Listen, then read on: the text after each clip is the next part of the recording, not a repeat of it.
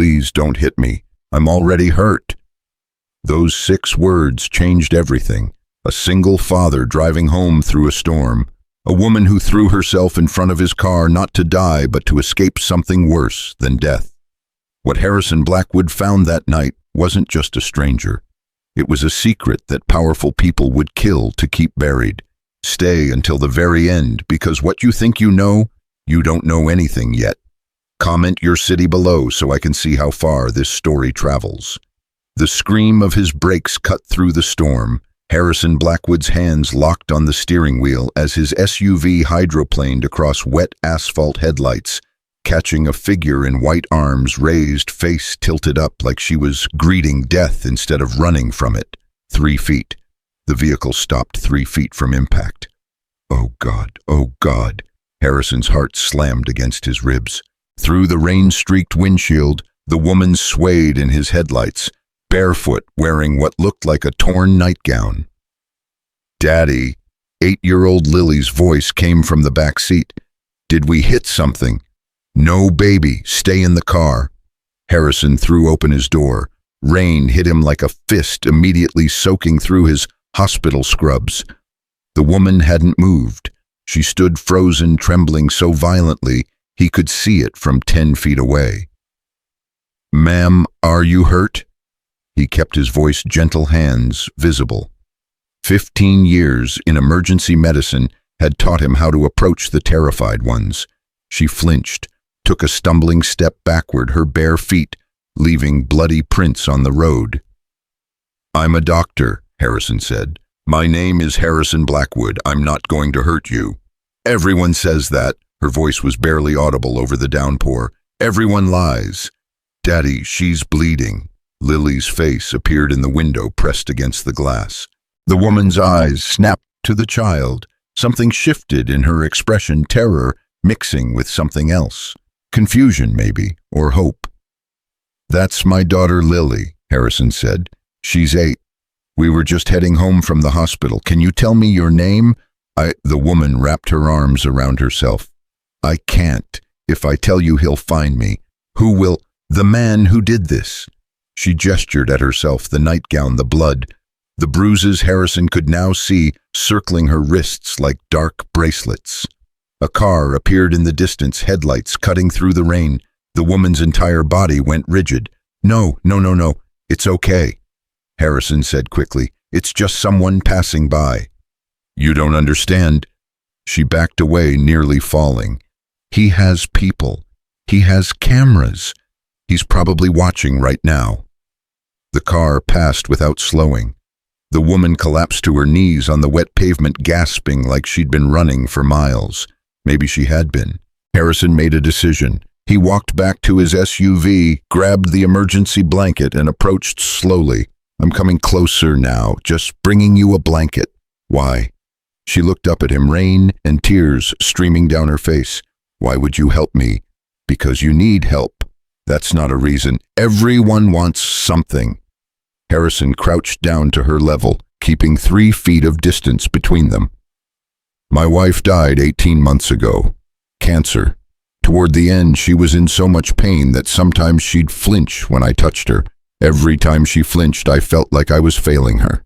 He held out the blanket. "I can't fix whatever happened to you, but I can give you somewhere warm to sleep tonight. No strings. No questions if you don't want to answer them." The woman stared at the blanket like it might be a trap. "Please," Harrison said, "at least get out of the rain." "Daddy." Lily had opened the back door, was climbing out with a flashlight. "I brought the first aid kit." "Lily, get back in the—" "It's okay, I have my raincoat." She splashed through puddles toward them, completely fearless. "Hi, I'm Lily. You're really scared, huh?" The woman nodded slowly. "That's okay. I get scared too sometimes, especially of thunder." Lily held out the first aid kit. "Your feet are bleeding. Daddy's really good at fixing bleeding. One time he fixed Mr. Peterson's whole hand when he cut it on a saw and there was blood everywhere and—" "Lily," Harrison warned gently. "Oh, right, too much information." Lily smiled at the woman.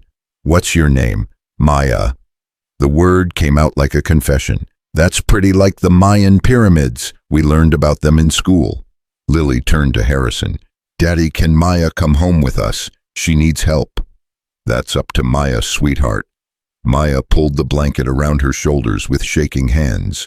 I can't get in a car. I can't be locked in anywhere. I can't. How far is your house? 2 miles.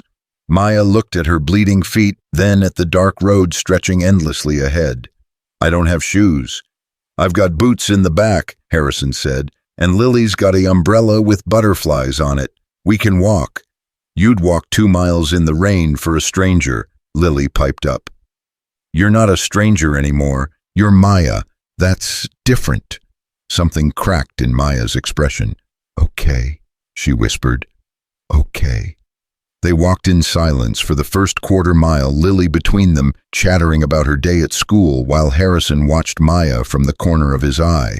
She walked like someone expecting an ambush, head on a swivel, jumping at every sound. So then Tommy Brennan said that girls can't be astronauts, which is totally stupid because of Sally Ride. And I told him. Lily stopped mid-sentence. Hey, Maya, are you okay? Maya had frozen in the middle of the road, staring at nothing. Maya. Harrison touched her shoulder lightly. She jerked away with a small sound of terror, then seemed to realize where she was. Sorry, I'm sorry. I thought I heard. She shook her head. Never mind. What did you think you heard? Harrison asked gently.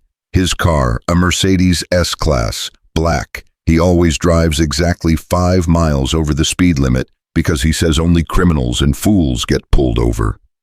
Her voice had gone flat, distant. He times everything, knows where I should be every minute of every day. If I was 30 seconds late coming back from the grocery store, he'd want to know why. Harrison's jaw tightened. Is that who you're running from? Your husband? I don't want to talk about it. Okay, we don't have to. Lily grabbed Maya's hand. My daddy doesn't make people talk when they don't want to. When Mommy died, everyone kept asking if I was sad, and I didn't want to talk about it, and Daddy told them all to leave me alone. He's good like that. Maya looked down at the small hand in hers. You're very brave, Lily. So are you. You're walking on bleeding feet. I don't feel brave. Daddy says brave isn't about not being scared. It's about doing things even when you are scared. Lily swung their joined hands. You got out of the car right. Even though you were scared, that's brave. They reached Harrison's driveway as the rain slowed to a drizzle. The main house sat back from the road, white columns gleaming in the moonlight. To the left, partially hidden by oak trees, a smaller structure glowed softly. That's the guest house, Harrison said. It's yours if you want it. Maya stared at it. I can't pay you. I'm not asking you to. Everyone wants something, even when they say they don't. Her voice turned bitter, especially when they say they don't. Daddy wants to help people, Lily announced. That's why he became a doctor, and sometimes helping is just helping. Mrs. Chen says the universe keeps score and good deeds come back around. Mrs. Chen sounds wise, Maya said quietly. She makes really good dumplings too. Maybe she'll make some for you. They walked to the guest house. Harrison unlocked the door, flicked on the lights, and stepped back. Maya stood in the doorway, not entering. What if I'm dangerous? What if I'm the bad person in this story? Harrison met her eyes. Are you? I don't know anymore. He told me I was crazy so many times that I started to believe it. He showed me proof videos of me doing things I don't remember, medical records saying I had episodes.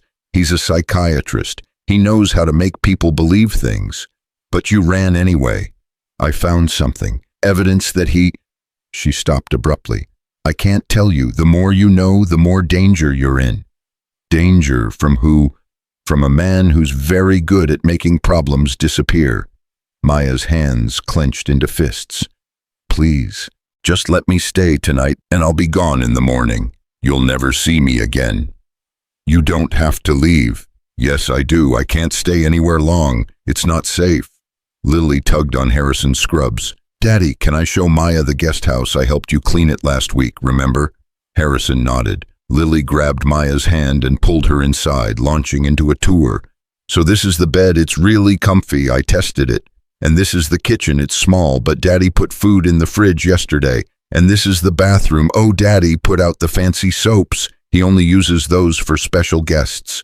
Maya's voice was thick. This is too much. It's just soap, Lily said reasonably, and towels, and some of Mommy's clothes in the closet. But Daddy said it's okay because Mommy liked helping people too, so she'd want you to use them. Harrison appeared in the doorway with a key. This is yours. I have a spare in the main house, but I won't use it without permission. My cell number is on the paper by the phone. Call any time. Why are you doing this? Maya asked for the third time. This time Harrison told her the truth. Because 2 hours ago you threw yourself in front of my car, and the first thing you said wasn't, I'm sorry, or I need help. It was, please don't hit me. Like you expected it, like you were so used to being hurt that you just accepted it. He set the key on the counter. No one should live like that.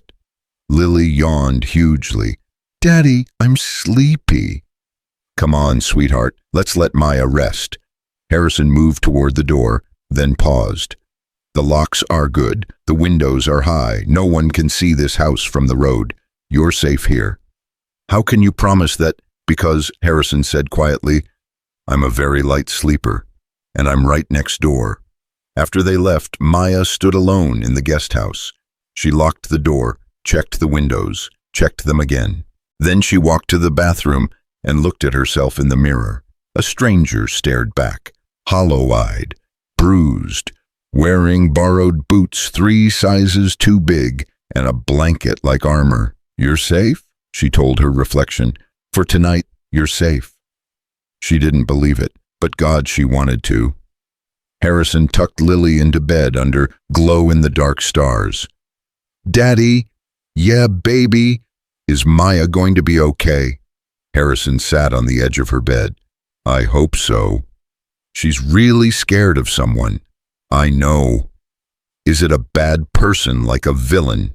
Harrison chose his words carefully. Sometimes the scariest villains are the ones who look like heroes to everyone else. Lily processed this. We're going to help her, right, even if she leaves tomorrow. We're going to try. Good, Lily yawned. I like her. She has sad eyes like you used to have, before you started getting better. Harrison kissed her forehead. When did you get so smart? I was born this way. It's genetic. She grinned. Mrs. Chen told me that. Of course she did. Go to sleep. Daddy, don't lock the doors tonight. Harrison paused in the doorway. Why not? Because if Maya needs to run, she shouldn't feel trapped. Mommy used to say that sometimes the kindest thing is giving people choices. Harrison's throat tightened. Your mom was right, as always. He went downstairs, poured himself a whiskey he didn't drink, and stood at the window overlooking the guest house. A light was still on. His phone buzzed. Mrs. Chen. I see you brought home another stray. Your heart is too big, Harrison Blackwood. But Sarah would be proud. Bring the girl to dinner Friday. I will make dumplings and won't ask questions much. Harrison smiled despite himself. He texted back, Thank you, Mrs. Chen. This one is different from the others. I see it from my window. She is running from something dark. Be careful, Harrison. Not all strays can be saved. Harrison stared at that message for a long time. Then he looked back at the guest house. The light was still on. In the guest house, Maya stood under the hottest shower she could stand. She scrubbed her skin until it was raw, washed her hair 3 times and only stopped when the water ran cold. She wrapped herself in a towel and stared at the bruises mapping her body. Each one was a memory. Each one was proof. But proof that no one would believe. She pulled on borrowed clothes, soft yoga pants, and a sweatshirt that shielded like the lavender and grief. A dead woman's clothes, a woman who had been loved. Maya climbed into bed, pulled the quilt to her chin, and closed her eyes. Sleep wouldn't come. Every sound made her jump. The wind in the trees, a car on the distant highway, the house settling. She reached for her phone, then remembered she'd thrown it in a gas station dumpster 50 miles back. He could track phones. He'd proven that 100 times. But what if he'd found her anyway? What if he was already here watching, waiting? Maya sat up, heart pounding. She went to the window, peeked through the curtain. The main house was dark, except for one upstairs window. Harrison's bedroom, probably. A man who said he'd help her. A man who seemed kind. But she'd met kind men before, had married one, and he'd turned into her worst nightmare. Maya was about to close the curtain when she saw it. Movement in the trees. Just a shadow, but it was there. Her blood turned to ice. Then the shadow moved into the moonlight. A deer, just a deer grazing near the tree line. Maya laughed shakily, felt tears on her face. "You're losing it," she whispered. "He's not here. You're safe." But even as she said it, she didn't believe it. She went back to bed, left the light on, and lay there staring at the ceiling. Tomorrow she would leave. She had to. It wasn't safe to stay anywhere more than one night. That was the rule. The rule that had kept her alive for 3 months, on the run. One night, then gone. No attachments, no trust, no hope. Hope got you killed. At 3:47 a.m., Harrison's phone rang. He jerked awake, fumbled for it in the dark. Unknown number. "Hello." Silence, then breathing. "Hello," Harrison repeated. "Who is this? Is she there?" A man's voice, smooth, educated, the kind of voice you'd trust automatically. Harrison sat up fast. "Who is this?" "A friend, a concerned friend. I'm looking for my wife. She's mentally ill, you see. Off her medications, prone to delusions. She may have told you stories, dramatic stories about abuse, about running for her life, but I assure you none of it is real." The voice turned warm, sympathetic. "She's sick, you understand. I just want to help her, to bring her home where she'll be safe." Harrison's grip tightened on the phone. "I don't know what you're talking about." "Of course you don't. My apologies for disturbing you, Dr. Blackwood. I must have the wrong number." The line went dead. Harrison stared at his phone, ice forming in his gut. The man had known his name, his title, and that meant he knew exactly where Maya was. Harrison threw on clothes, grabbed his phone, and ran across the yard, past the oak trees, to the guest house. He pounded on the door. "Maya, Maya, open up." No answer. "Maya, it's Harrison.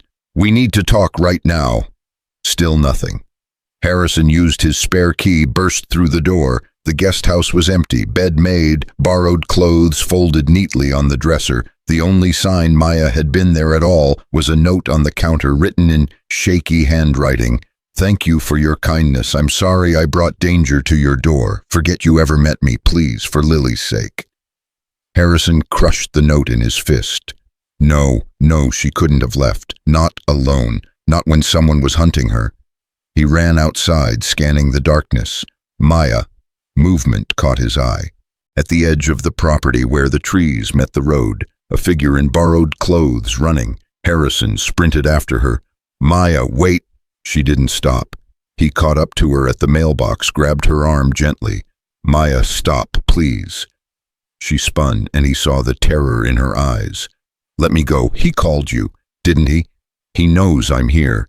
"Yes, but then I have to leave, right now, before he—" She choked on the words. "You don't understand what he'll do. To me, to you, to Lily." "Then tell me," Harrison said. "Tell me who he is." Maya's face crumpled. "Dr. Richard Brennan, my husband, respected psychiatrist, beloved colleague, pillar of the community." Her voice turned to acid. "And the man who's been systematically destroying my mind for 4 years. Thunder rumbled in the distance, and from somewhere down the dark road came the sound of an engine, smooth, expensive, a black Mercedes cutting through the night like a knife. Maya's whole body went rigid. "He's here." The headlights appeared around the bend, moving slowly, deliberately, like a predator that knew its prey had nowhere left to run. Maya grabbed Harrison's arm, her fingers digging in. "Please," she whispered, "please, don't let him take me back." The Mercedes slowed, stopped 50 feet from where they stood. The driver's door opened. and a man stepped out into the moonlight, tall, handsome, perfectly dressed even at 4 a.m. He smiled. It was the kindest, most trustworthy smile Harrison had ever seen, and somehow that made it the most terrifying. "Hello, darling," Dr. Richard Brennan said to Maya, his voice full of gentle concern. "It's time to come home now. You've worried everyone long enough." Harrison stepped in front of Maya. It was instinct more than thought, the same way his body moved when a car ran a red light or when Lily stumbled on the stairs. Protection mode, automatic and absolute. Dr. Richard Brennan's smile didn't waver. If anything, it deepened, like Harrison had just done exactly what he'd expected. "I appreciate you looking after my wife, Dr. Blackwood," Richard said, his voice carrying easily across the distance between them. "I'm sure she told you quite a story. Maya has always been extraordinarily creative, especially when she's off her medications." "I'm not going with you," Maya said, her voice shaking but clear. "I'm never going back." "Sweetheart, you're not well. You know that." Richard took a step closer, hands out, palms up, the universal gesture of peace. "The doctors at Brookhaven are worried sick. We all are. You disappeared 3 months ago without your prescriptions, without your treatment plan. I disappeared because you were poisoning me." Maya's voice cracked. "Those pills you gave me weren't medications. They were sedatives. You were keeping me drugged so I couldn't think straight." Richard's expression shifted to one of profound sadness. He looked at Harrison, man to man, doctor to doctor. "You see what I'm dealing with? The paranoia, the delusions. It breaks my heart." Harrison studied the man in front of him. Expensive suit despite the hour, perfect hair, the kind of face you'd see on a hospital board website under distinguished faculty. Everything about him screamed credibility, and that was exactly the problem. "How did you find us?" Harrison asked quietly. "I'm sorry. My address isn't listed. My number's unlisted. So how did you know to call me? How did you know Maya was here?" A flicker of something crossed Richard's face, gone in an instant, replaced by that concerned smile. "I have contacts, Dr. Blackwood. When your wife goes missing, you use every resource available. I had people monitoring local hospitals, police scanners, traffic cameras." "Traffic cameras," Harrison repeated. "On Route 47 at 3 in the morning. I was thorough." "You were watching," Maya whispered. "You've been watching the whole time. How did you know I'd be here?" Richard ignored her, focused on Harrison. "Look, I understand you're trying to help. That speaks well of you, but my wife is severely mentally ill. She has borderline personality disorder, paranoid schizophrenia, and a history of self-harm. Everything she's told you is a fabrication designed to elicit sympathy." "He's lying," Maya said desperately. "Harrison, he's lying. That's what he does. He's a psychiatrist. He knows exactly what to say to make people believe him instead of me." Richard pulled out his phone. "I have her medical records right here. Court orders, hospitalization papers. Would you like to see them, Dr. Blackwood?" Harrison didn't take the phone. "If you have court orders, where are the police? Why come alone at 4 in the morning?" For the first time, Richard's smile faltered. "I wanted to handle this quietly, for Maya's sake. She's embarrassed enough without the authorities involved." "Bullshit," Harrison said flatly. "You came alone because you don't have court orders. You came alone because whatever you're doing to her, you can't afford witnesses." Richard's eyes went cold. The mask slipped just for a second, and Harrison saw what was underneath. Something calculating, something cruel. "You're making a mistake," Richard said, his voice dropping the warmth. "Interfering with a psychiatric emergency is a serious matter. I could have your medical license reviewed for this." "Try it." "Daddy." Harrison's blood turned to ice. He spun around. Lily stood in the driveway wearing her butterfly pajamas, holding a flashlight. "Daddy, I heard yelling. What's wrong?" "Lily, go back to the house, right now." But Richard had already pivoted that 1,000-watt smile back in place. "Well, hello there, sweetheart. You must be Lily. Your father's told me all about you." Harrison moved between them fast. "Don't talk to my daughter. I'm simply being friendly." Richard crouched down to Lily's level 50 feet away, but still too close. Lily, I'm a doctor just like your dad. I'm here to help the nice lady who's staying in your guest house. She's very sick, you see. She needs special medicine. She doesn't seem sick, Lily said, confused. She's just scared. That's part of her sickness. She thinks people want to hurt her when really we just want to help. It's very sad. Maya made a sound like a wounded animal. Don't listen to him, Lily, please. Lily looked between the adults, clearly trying to understand. Maya, are you sick? Maya's voice broke. I don't know anymore. He makes me think I'm crazy. He's so good at it. Richard stood up, brushed invisible dirt from his pants. Dr. Blackwood, I'm trying to be reasonable here, but if you continue to harbor my wife against her will, Harrison's laugh was harsh. She ran away from you. She's terrified of you. Those are bruises on her wrists, not stigmata. Self-inflicted. It's documented. She hurts herself for attention. Richard's voice remained calm, reasonable. I have photographs, medical reports, witness statements from 3 different hospitals. Maya has been Baker-acted twice. Do you know what that means? It means you're powerful enough to have her involuntarily committed. Harrison shot back. It means she's a danger to herself. I never hurt myself. Maya's voice rose to a scream. You did it. You held me down and... She stopped, chest heaving. You take pictures while I'm drugged.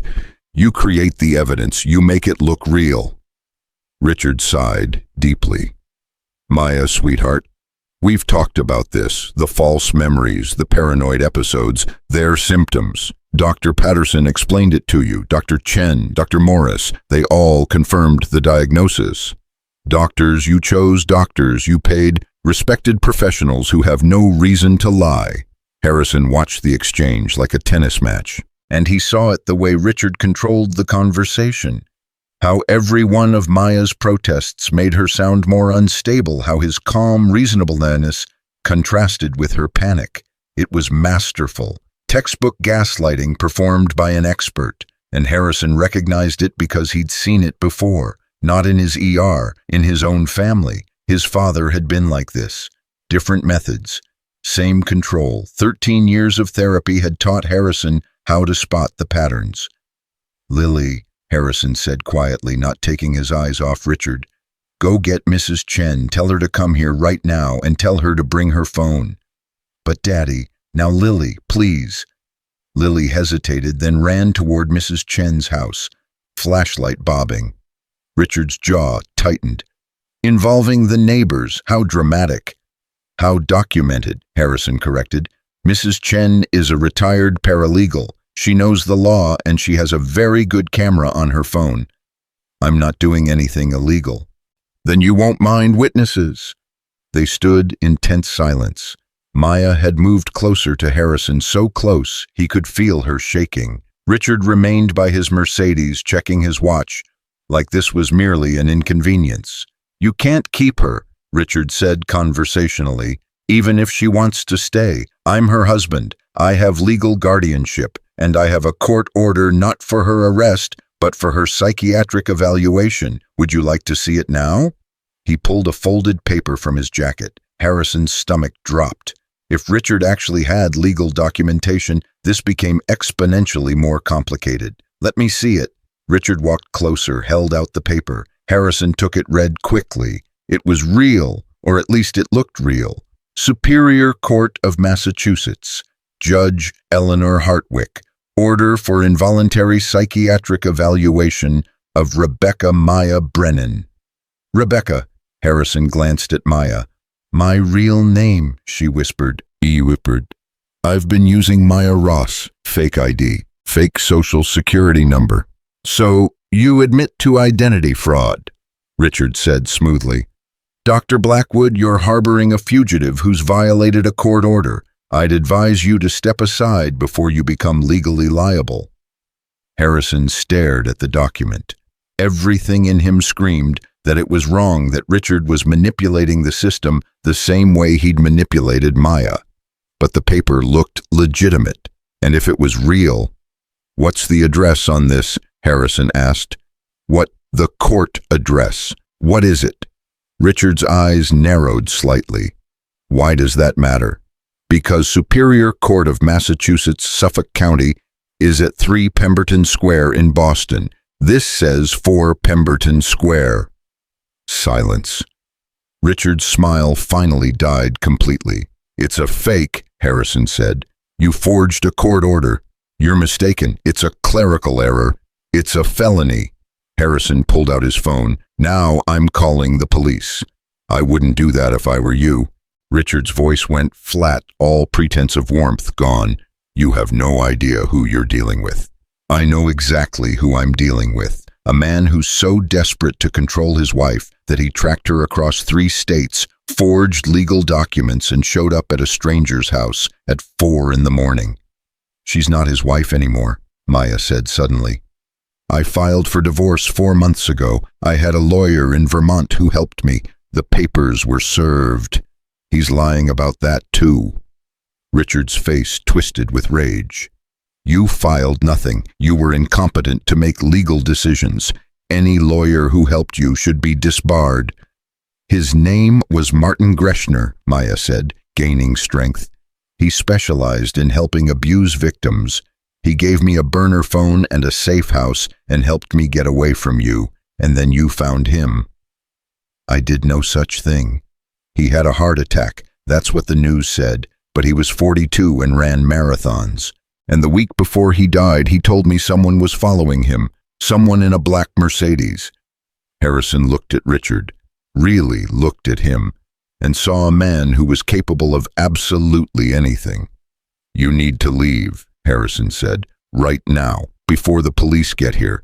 I'm not going anywhere without my wife. Former wife, and she's not going with you." Richard's hand moved to his pocket. Harrison tensed, ready to push Maya behind him, ready to fight if necessary. But Richard pulled out a phone, not a weapon. He dialed, put it on speaker. After 3 rings, "Dr. Brennan." "Chief Morrison, I apologize for the early call. I'm at 47 Oak Ridge Road in Millbrook. I've located my wife, but the homeowner is refusing to let me take her for the psychiatric evaluation ordered by the court. I may need assistance." Harrison's heart sank. Richard had the police chief on speed dial. "I'll send a unit," the voice on the phone said. "Give me 10 minutes. Richard hung up, smiled. "Chief Morrison and I play golf together. His daughter was one of my patients. Lovely girl. Struggled with depression. I helped her through a very difficult time." "Of course you did," Maya said bitterly. "You help everyone. You're beloved, and I'm just the crazy wife who makes up stories." "Finally, you're seeing reason." Headlights appeared down the road, but it wasn't a police car. It was Mrs. Chen's ancient Honda, moving at approximately 3 miles per hour with Lily waving from the passenger seat. The car stopped. Mrs. Chen got out, took one look at the scene, and pulled out her phone. She started recording. "Mrs. Chen, this is a private matter," Richard began. "This is my street." Mrs. Chen interrupted, her English suddenly perfect, instead of the broken version she usually affected. "I am observing a potential disturbance. I am within my rights to document." Richard's jaw clenched. More headlights. This time it was a police cruiser. 2 officers got out.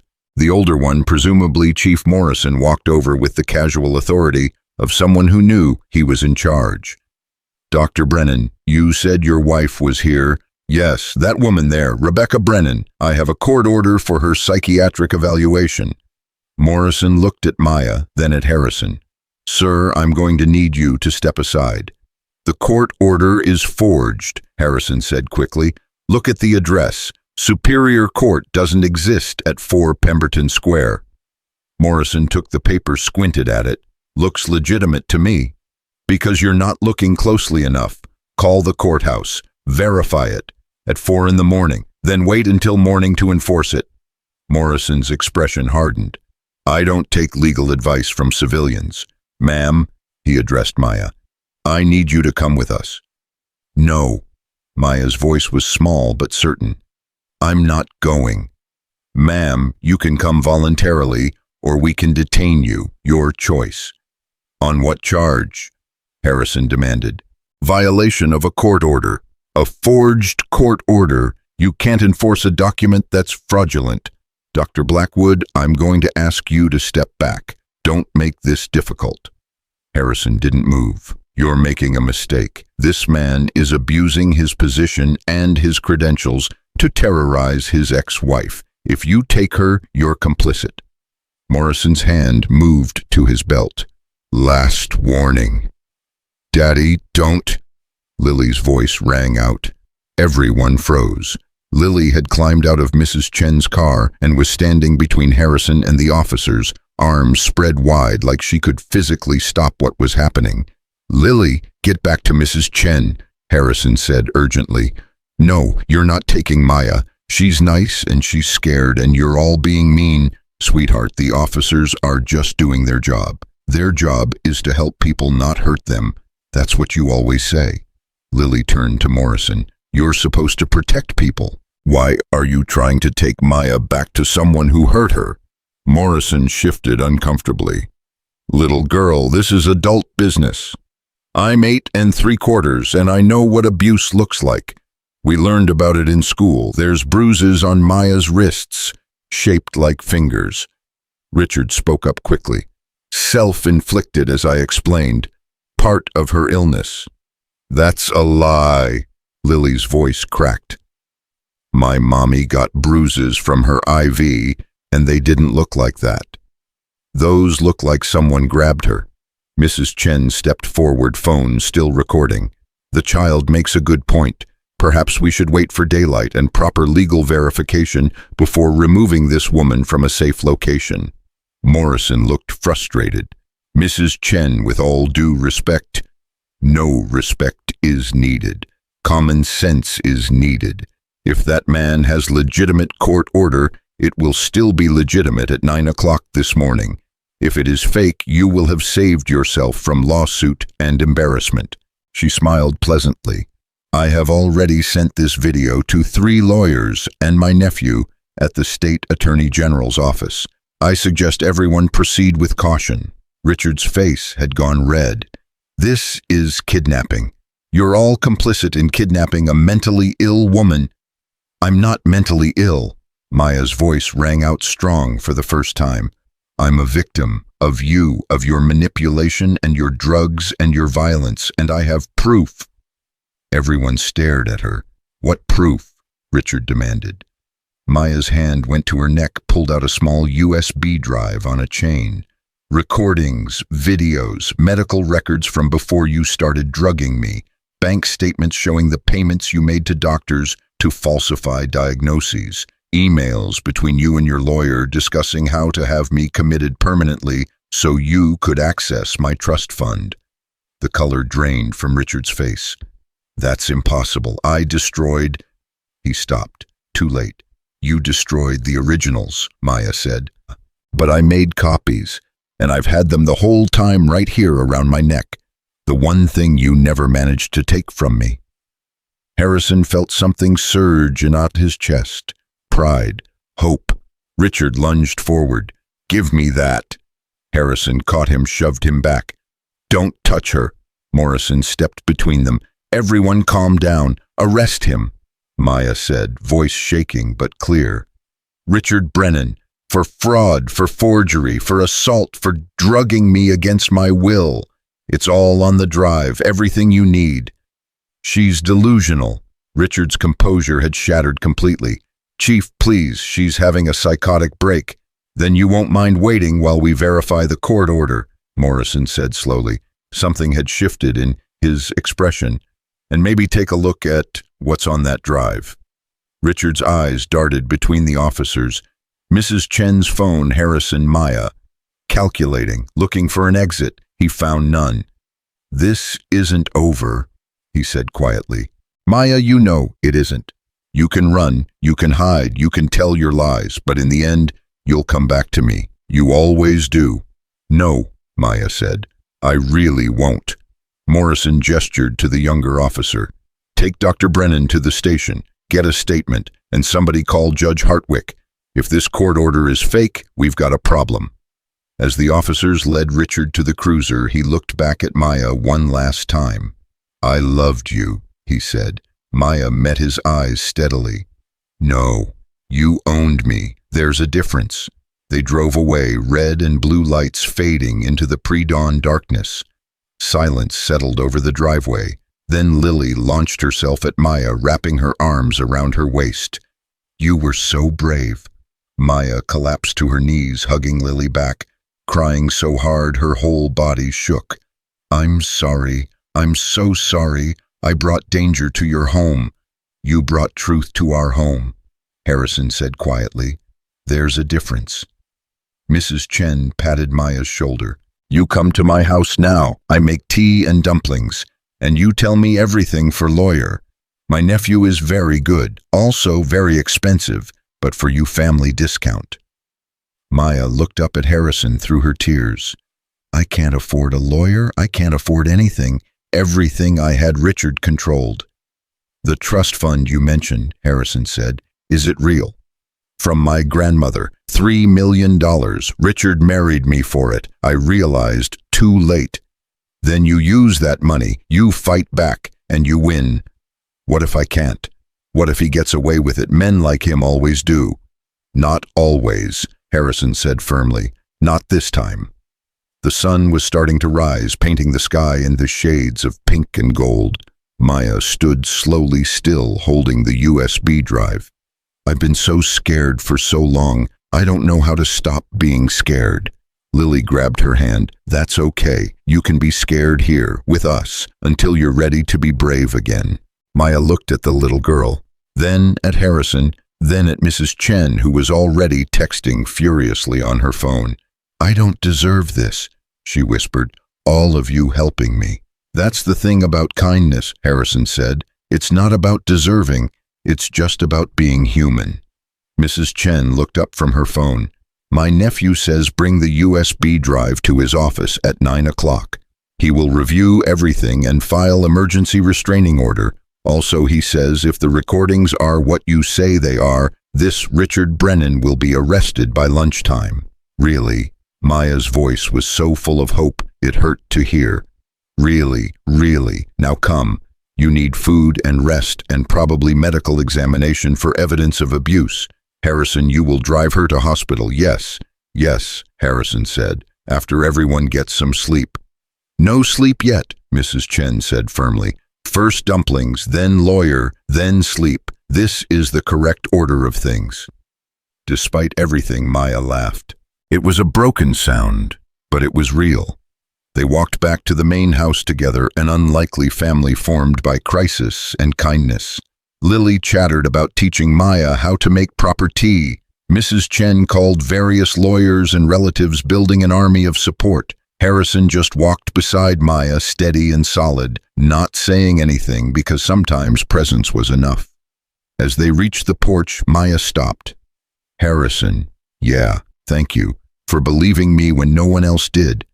"I think," Harrison said slowly, "you've been believed before. You just didn't survive long enough in those situations to see it through. This time you will." "How can you be sure?" Harrison glanced at Lily, who was dragging Mrs. Chen toward the kitchen, demanding to help with dumplings. "Because you've got an 8-year-old warrior, a 70-year-old legal ninja, and a very stubborn doctor on your side. Richard doesn't stand a chance." Maya smiled, a real smile this time. And for the first time in 4 years, she let herself believe that maybe, just maybe, she was going to survive this. Not just survive. She was going to win. Mrs. Chen's dumplings were gone by 8:30. Maya had eaten 3, which Mrs. Chen declared was not nearly enough for a woman who needs strength to fight monsters, and promptly made her eat 2 more. Harrison sat across the kitchen table watching Maya scroll through files on his laptop. The USB drive was plugged in, and with every click, her face grew paler. "There's so much," she whispered. "I forgot how much I'd collected." Lily leaned over her shoulder, eyes wide. "Is that the bad man?" The screen showed a video timestamp from 2 years ago. Richard in their bedroom holding Maya's arm while injecting something into her shoulder. Maya was conscious but glassy-eyed, saying no over and over in a slurred voice. "Lily, why don't you go watch cartoons?" Harrison said gently. "But I want to help." "You are helping by giving Maya some space right now." Lily huffed but obeyed, taking her plate to the living room. Harrison waited until he heard the TV before turning back to Maya. "How did you get these recordings?" "Nanny cams, hidden in photo frames, alarm clocks, stuffed animals." Richard was so arrogant he never thought to look for them. He thought I was too drugged to think clearly. Her fingers trembled on the keyboard. Some days I was. Some days I'd wake up and entire weeks were missing. But on my good days, I'd watch the footage and remember, and I'd know I wasn't crazy. "How long did you record?" 18 months. Every time he drugged me, every time he hit me, every time he told me I was imagining things while the camera proved otherwise. She opened another file.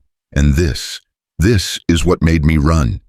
Harrison leaned closer. It was an email chain between Richard and someone named Dr. Marcus Westfield. "Westfield is on the board at Brookhaven Psychiatric," Maya explained. "One of the most expensive private facilities in the country." Read what Richard wrote. Harrison read aloud.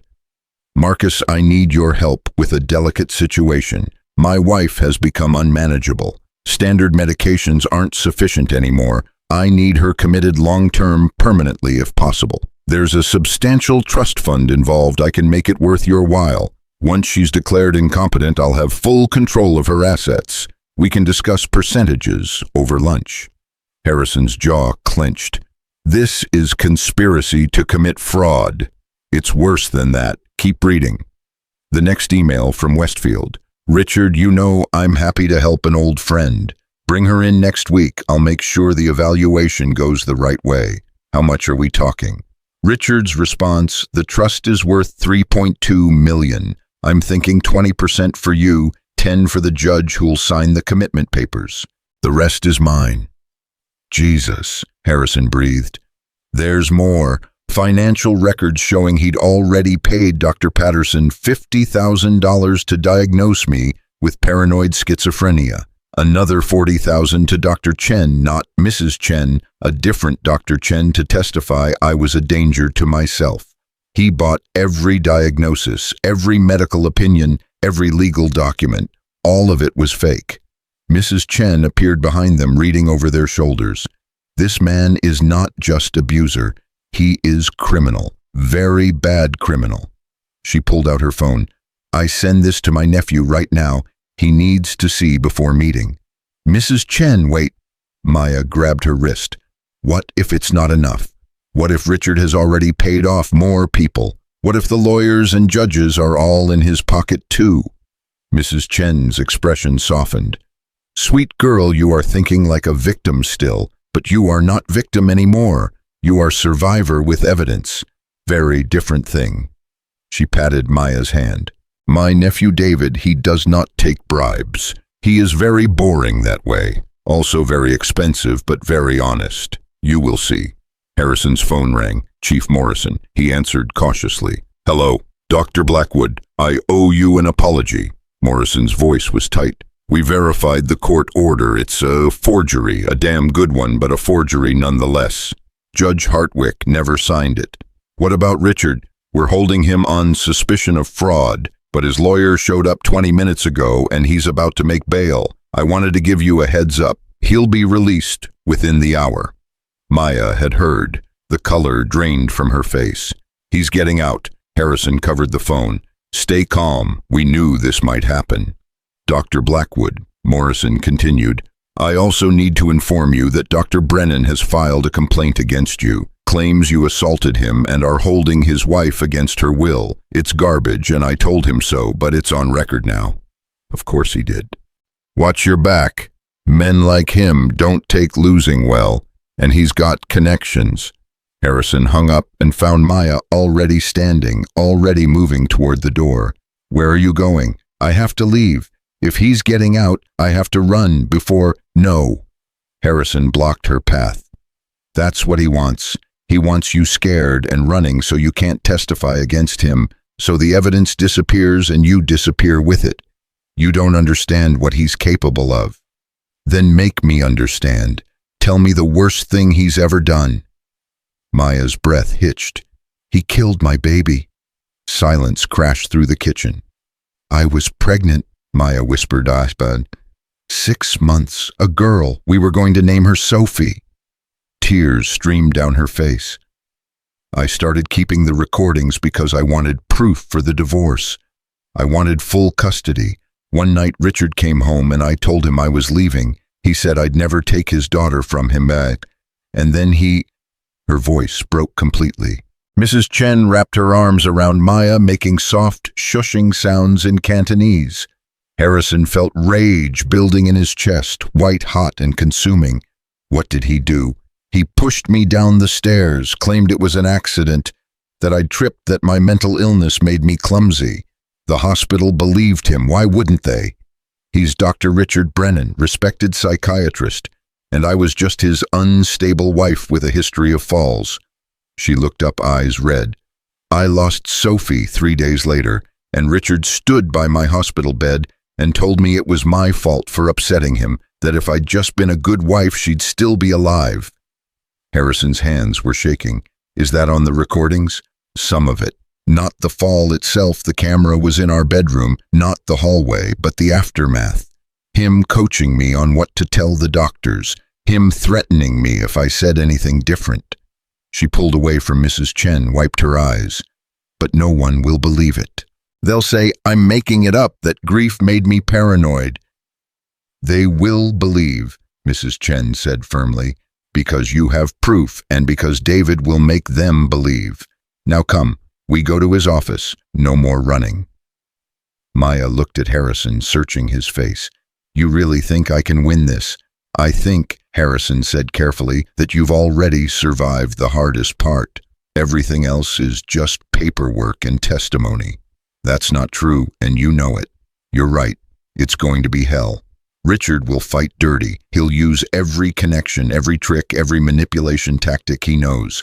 The media will probably get involved. People will take sides. Some will believe you, some won't. It's going to be the hardest thing you've ever done. Then why should I do it?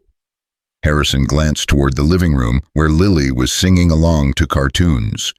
Because there are probably other women, other victims. And if you don't stop him, he'll do this again. Maya followed his gaze. When she spoke, her voice was stronger. Okay, let's go meet your nephew, Mrs. Chen. Let's burn this bastard's life to the ground. David Chen's office was in a converted brownstone in downtown Millbrook. He met them at the door personally, a sharp-eyed man in his 40s, wearing an expensive suit and an expression that said he'd seen everything and wasn't impressed by much. He shook Maya's hand.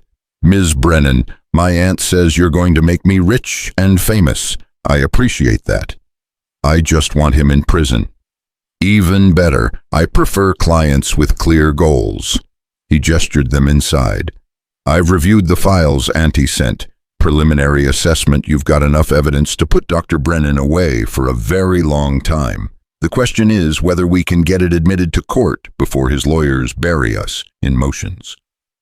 They settled in his conference room. David plugged in the USB drive and started pulling up files on a massive monitor. Let's start with the videos, he said, all business. How many are there?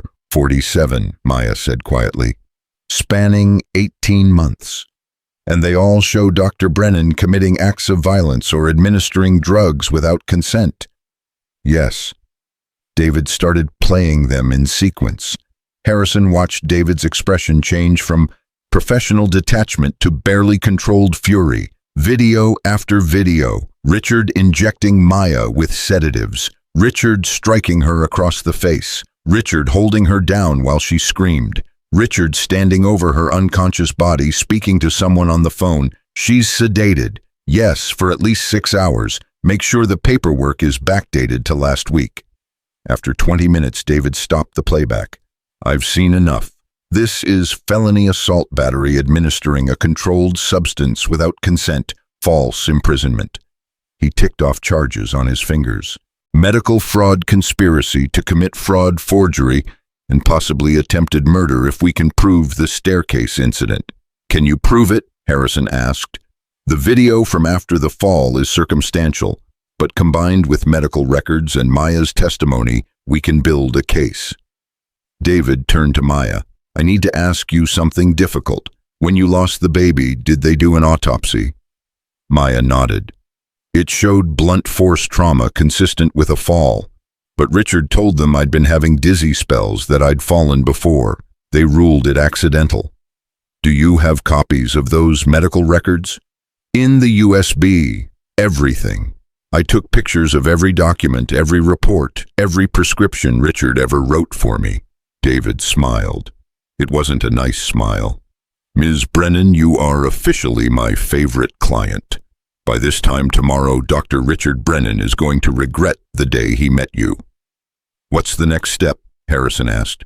First, we file for an emergency restraining order. Then we take this evidence to the district attorney. If they're smart, they'll arrest Brennan immediately and hold him without bail as a flight risk. If they're not smart, we go to the media. David pulled out a legal pad. I need a complete timeline from you, Maya. Every incident, every medication, every doctor Richard paid off. Names, dates, amounts, if you have them. It'll take hours. I have all day. Hell, I'll take all week if necessary. This is the kind of case that makes careers. He caught himself. I apologize. That was insensitive. This is your trauma, not my opportunity. No, Maya said. Use it. Make your career out of putting him away. I don't care about the reasons, as long as he can't hurt anyone else. They worked through lunch, through dinner. Harrison left twice, to check on Lily once, to take her to Mrs. Chen's for the afternoon, once to bring her back for dinner. She'd drawn pictures for Maya, dozens of them, all showing stick figures of them together under rainbows. So Maya knows we're her family now, Lily explained seriously when Harrison asked about them. Around 8 p.m., David sat back looking exhausted but satisfied. I think we have enough. I'm filing the restraining order tonight. First thing tomorrow, I'm walking this evidence into DA Melissa Park's office personally. Will she take the case? Maya asked. Park hates corruption. She'll take it. David started packing up files. In the meantime, you need to stay somewhere safe. Dr. Brennan made bail 3 hours ago. Maya paled. He's out. For now, but not for long. David's phone rang. He glanced at it, frowned. Speak of the devil, it's Channel 7 News. How the hell did they already hear about this? Harrison's stomach dropped. Richard, he's going to the media first. Smart move, control the narrative before we can. David answered the phone. David Chen. No comment at this time. My client will be making a statement when what? No, that's absolutely false. He put the phone on speaker. A woman's voice. Dr. Brennan claims his mentally ill wife was kidnapped by a stranger and is being held against her will. He's very concerned for her safety. He's asking anyone with information to please come forward. My client was not kidnapped, David said coldly. She escaped from an abusive marriage and has evidence of systematic abuse spanning multiple years. Dr. Brennan has medical records showing fraudulent medical records. We have proof they were falsified. David was on his feet now, pacing. Dr. Brennan is the subject of an ongoing criminal investigation. Any statements he's making are attempts to obstruct justice. Will your client be willing to speak on camera? David looked at Maya, raised an eyebrow. Maya's hands were shaking, but her voice was steady. Yes, I'll talk to them, tonight, if possible. Mr. Brennan, are you sure? I'm sure. If Richard is going public, so am I. 2 hours later, Channel 7's cameras were set up in David's conference room. The reporter, Jenna Walsh, had kind eyes and 20 years of experience that showed in the way she gently positioned Maya in the chair. We'll keep this short, Jenna promised. Just tell your story, the truth. That's all you need to do. Maya nodded. Harrison stood off camera with Lily, who'd insisted on being there for support. The red light came on. I'm here with Rebecca Maya Brennan. Jenna began, who has come forward with allegations of abuse against her husband, prominent psychiatrist Dr. Richard Brennan. Mrs. Brennan, thank you for speaking with us. Thank you for listening, Maya said quietly. People haven't for a very long time. Tell us what happened. Maya took a breath. I met Richard 5 years ago. He was charming, successful, everything I thought I wanted. We married within 6 months. And for the first few months, it was wonderful. Then it started changing, small things at first. He didn't like the clothes I wore, didn't like my friends, didn't want me working. I thought he was just protective. Her voice grew stronger as she continued. Then he started telling me I was forgetting things, conversations we'd supposedly had, appointments I'd supposedly missed. He showed me proof emails I didn't remember sending, voice messages I didn't remember leaving. I started thinking maybe I was going crazy. Maybe I did have memory problems. But you weren't crazy, Jenna said gently. No, he was drugging me, injecting me with sedatives, then documenting my confused state as evidence of mental illness. He paid doctors to diagnose conditions I didn't have. He created an entire medical history showing I was severely mentally ill. Maya pulled out a folder, handed photos to Jenna. These are some of the bruises he gave me. He told me I'd done them to myself, that I had episodes where I'd hurt myself and not remember, and I believed him because I trusted him. What made you finally leave? Maya's eyes filled with tears. I was pregnant, 6 months along with a baby girl. I told Richard I wanted a divorce, that I wanted to protect my daughter from the environment he'd created, and he pushed me down the stairs. I lost Sophie 3 days later. Off-camera, Harrison heard Lily gasp softly. He put a hand on her shoulder. Jenna's face was pale. Did you report this to police? Richard told them I'd fallen due to my mental illness. They believed him. Everyone always believes him. He's Dr. Richard Brennan, respected, accomplished. Who was I? Just his unstable wife. But you have evidence now. 18 months of video recordings. Medical records proving the diagnoses were falsified. Financial records showing the bribes Richard paid. Email conversations where he planned to have me permanently committed so he could steal my inheritance. Maya looked directly at the camera. And I'm not the only one. I can't be. Men like Richard don't wake up one day and decide to destroy their wives. They practice. There are other women, other victims. And if you're watching this, if he hurt you too, please come forward. Please help me stop him. The interview ran on the 11 o'clock news. By midnight, David's phone was ringing off the hook. 3 women so far, he said, scrolling through messages, all claiming Richard abused them. 1 was a former girlfriend, 2 were patients. They're willing to testify. Maya was shaking. 3 in just 1 hour. The internet is a powerful thing. David showed her his laptop. The interview had been uploaded to YouTube and was already trending. Comments flooded in, mostly supportive, some viciously skeptical. Harrison read over her shoulder. Don't look at the negative ones. How can I not? They're calling me a liar, a gold digger, saying I'm trying to destroy a good man's reputation. Because Richard has supporters. He spent years building a public image. They're not going to give that up easily. Lily tugged on Maya's sleeve. The mean people don't know you. We know you. That's what matters. Maya pulled Lily into a hug, held her tight. How did you get so wise? I have a really good daddy. Harrison's phone buzzed. A text from an unknown number. You're making a terrible mistake. Maya is sick and you're enabling her delusions. This will end badly for all of you. He showed it to David. Richard, David asked. Probably, or one of his friends. More texts came in rapid succession. You don't know what you're dealing with. She'll turn on you eventually. I'm trying to help her and you're making it impossible. David screenshot everything. Harassment. Add it to the file. At 1 a.m., they finally left David's office. Harrison drove Maya and Lily home through empty streets, watching the rearview mirror for black Mercedes. Do you think he's watching us? Maya asked quietly from the passenger seat. Probably. Aren't you scared? Harrison thought about it. I'm terrified, but I'm also angry, and anger is more useful than fear. They pulled into his driveway. All the lights were on in the main house. Mrs. Chen stood on the porch with a baseball bat. "I see news," she called out. "I stand guard. No one gets past Mrs. Chen." Despite everything, Maya laughed. "You don't have to do that." "Yes, I do. You are family now. Family protects family." She brandished the bat. "Also, I was regional softball champion in 1982. I still have good swing." They went inside. Lily fell asleep on the couch within minutes, exhausted from the emotional day. Harrison carried her upstairs while Maya and Mrs. Chen made tea in the kitchen. When he came back down, Maya was staring at her phone. "What is it?" "Another victim. She just messaged me on Facebook. Her name is Jennifer. She was Richard's patient 3 years ago. She says he assaulted her during a therapy session, told her it was part of the treatment.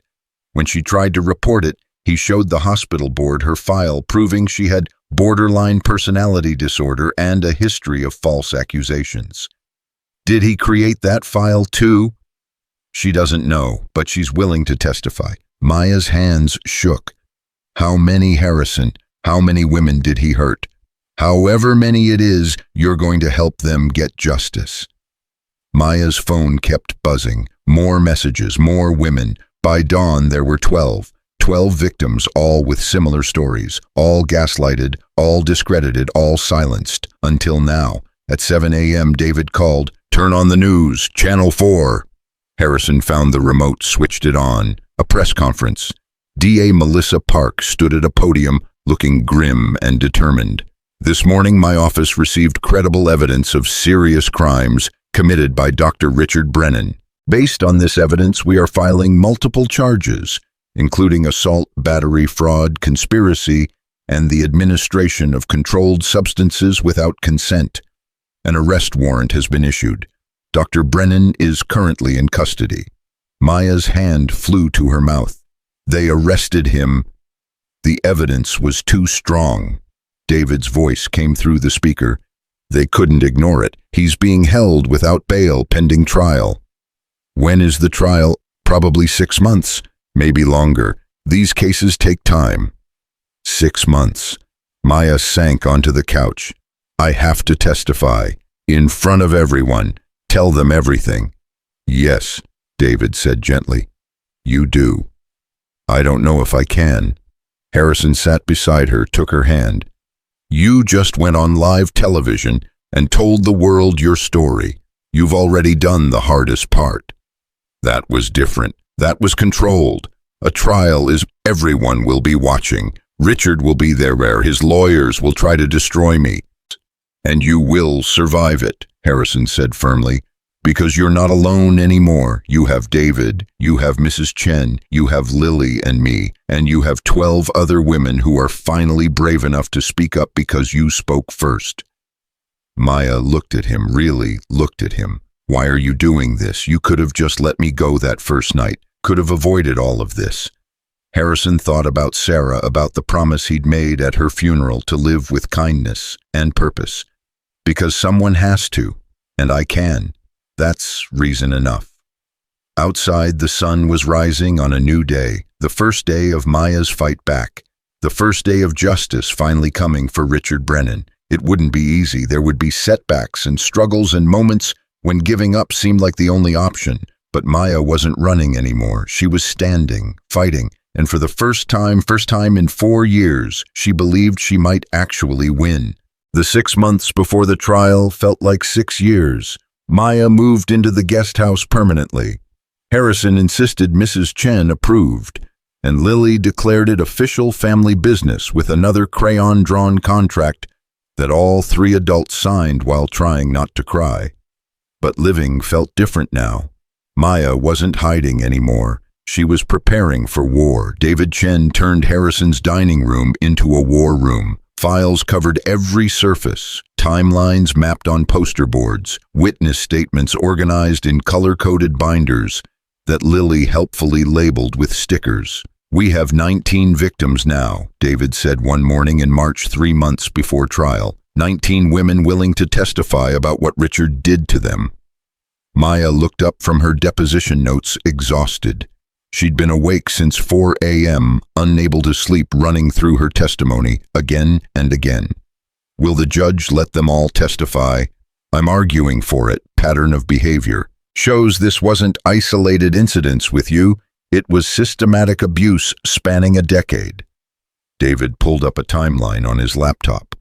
But Richard's lawyers are fighting to exclude them. They're claiming it's prejudicial, that each case should be tried separately.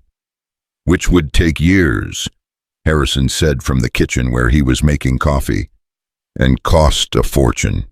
Exactly their strategy. Bleed us dry financially and emotionally until we give up.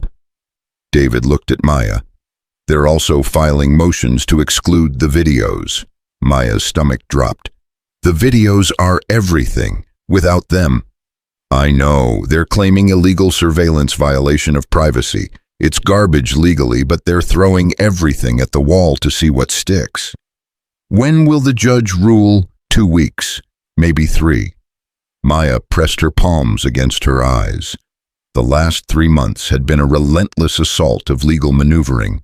Richard's team, 4 lawyers from the most expensive firm in Boston, filed motion after motion, challenging evidence, challenging witnesses, challenging Maya's mental competency to testify. That one had hurt the most. They want me evaluated, Maya said quietly, by their psychiatrist, to prove I'm too mentally ill to be a credible witness.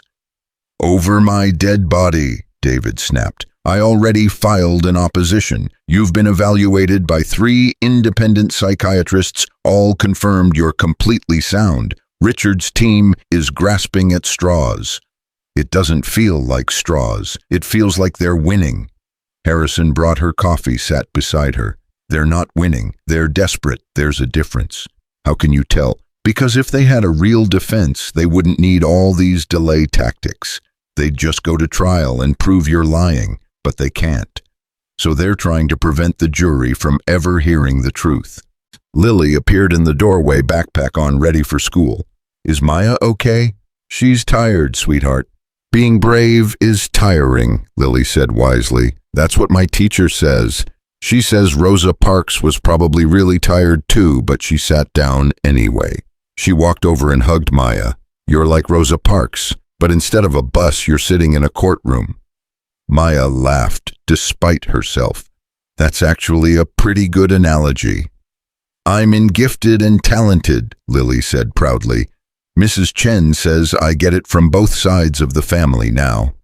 After Harrison took Lily to school, Maya and David continued prepping. They went through her testimony line by line, anticipating every attack Richard's lawyers might make. They're going to bring up the fake identity, David said. Maya Ross, the false social security number. They'll paint you as a liar who can't be trusted. I only used the fake ID to escape him. I know, and that's exactly what you'll say. But be prepared, they'll make it sound sinister, like you're a con artist. What about the money? Richard's lawyers keep implying I'm doing this for the trust fund. Let them. The evidence shows Richard was the one trying to steal your inheritance, not the other way around. Besides, you're not asking for money in the criminal trial. This is about justice, not compensation. Maya nodded, made notes. Her hand cramped from writing. Everything hurt these days. Her body remembered the stress even when her mind tried to push through it. David, what if we lose? He looked at her seriously. Then we appeal, and we keep fighting. But Maya, we're not going to lose. The evidence is overwhelming. Evidence doesn't always matter, not when the other side has money and power and we have the truth. Documented, recorded, undeniable truth. David closed his laptop. Richard made one critical mistake. He was so confident in his control over you that he never imagined you'd fight back. He got sloppy, left evidence, and now it's going to bury him. The preliminary hearing happened on a cold day in April. Maya sat in the courtroom, hands folded, watching Richard enter in an expensive suit, looking every inch the respectable doctor. He didn't look at her. Not once. Judge Patricia Morrison presided, a stern woman in her 60s with a reputation for not tolerating nonsense. Richard's lead attorney, Marcus Webb, stood. Your Honor, we're here to argue for the exclusion of unlawfully obtained video evidence. Mrs. Brennan recorded my client without his knowledge or consent, violating Massachusetts wiretapping laws. Massachusetts is a two-party consent state for phone calls. David interrupted, standing. Not for video recordings in one's own home. Mrs. Brennan had every right to record activities in her own bedroom for her personal safety. The recordings were hidden because she was afraid for her life. She was documenting abuse. Judge Morrison held up a hand. I've reviewed the videos in question. Mr. Webb, your client is shown administering injections to Mrs. Brennan while she's clearly objecting. Recorded consent violations. Are you arguing that evidence of a crime should be excluded because the victim documented it? Webb shifted. We're arguing the recordings are prejudicial, and everything is prejudicial, counsel. That's the point of evidence. Motion denied. The videos are admissible. Maya felt Harrison squeeze her hand. First victory, but Webb wasn't done. Your Honor, we're also moving to exclude testimony from alleged other victims. These are unrelated incidents. Are they unrelated, or do they show a pattern? Judge Morrison looked at David. How many witnesses are we talking about? 19, Your Honor, all describing similar abuse tactics by Dr. Brennan over a 10-year period. I'll allow 5. Choose your strongest cases. Mr. Webb, your client can cross-examine each one. Fair. Your Honor, fair enough, counsel. Anything else? Webb pulled out another file. We'd like Mrs. Brennan evaluated for competency. Our psychiatrist, Dr. Gerald Hammond, has reviewed her medical history and has concerns. Based on the falsified medical records created by Dr. Brennan, Judge Morrison's eyebrow raised.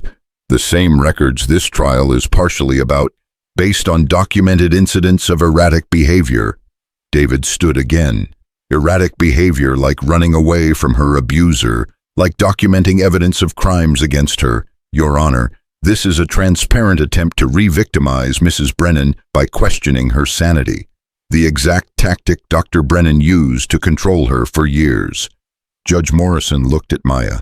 Mrs. Brennan, have you been evaluated by any independent psychiatrist since leaving your husband? Maya stood on shaky legs. Yes, Your Honor, 3 different doctors, all confirmed I have no mental illness.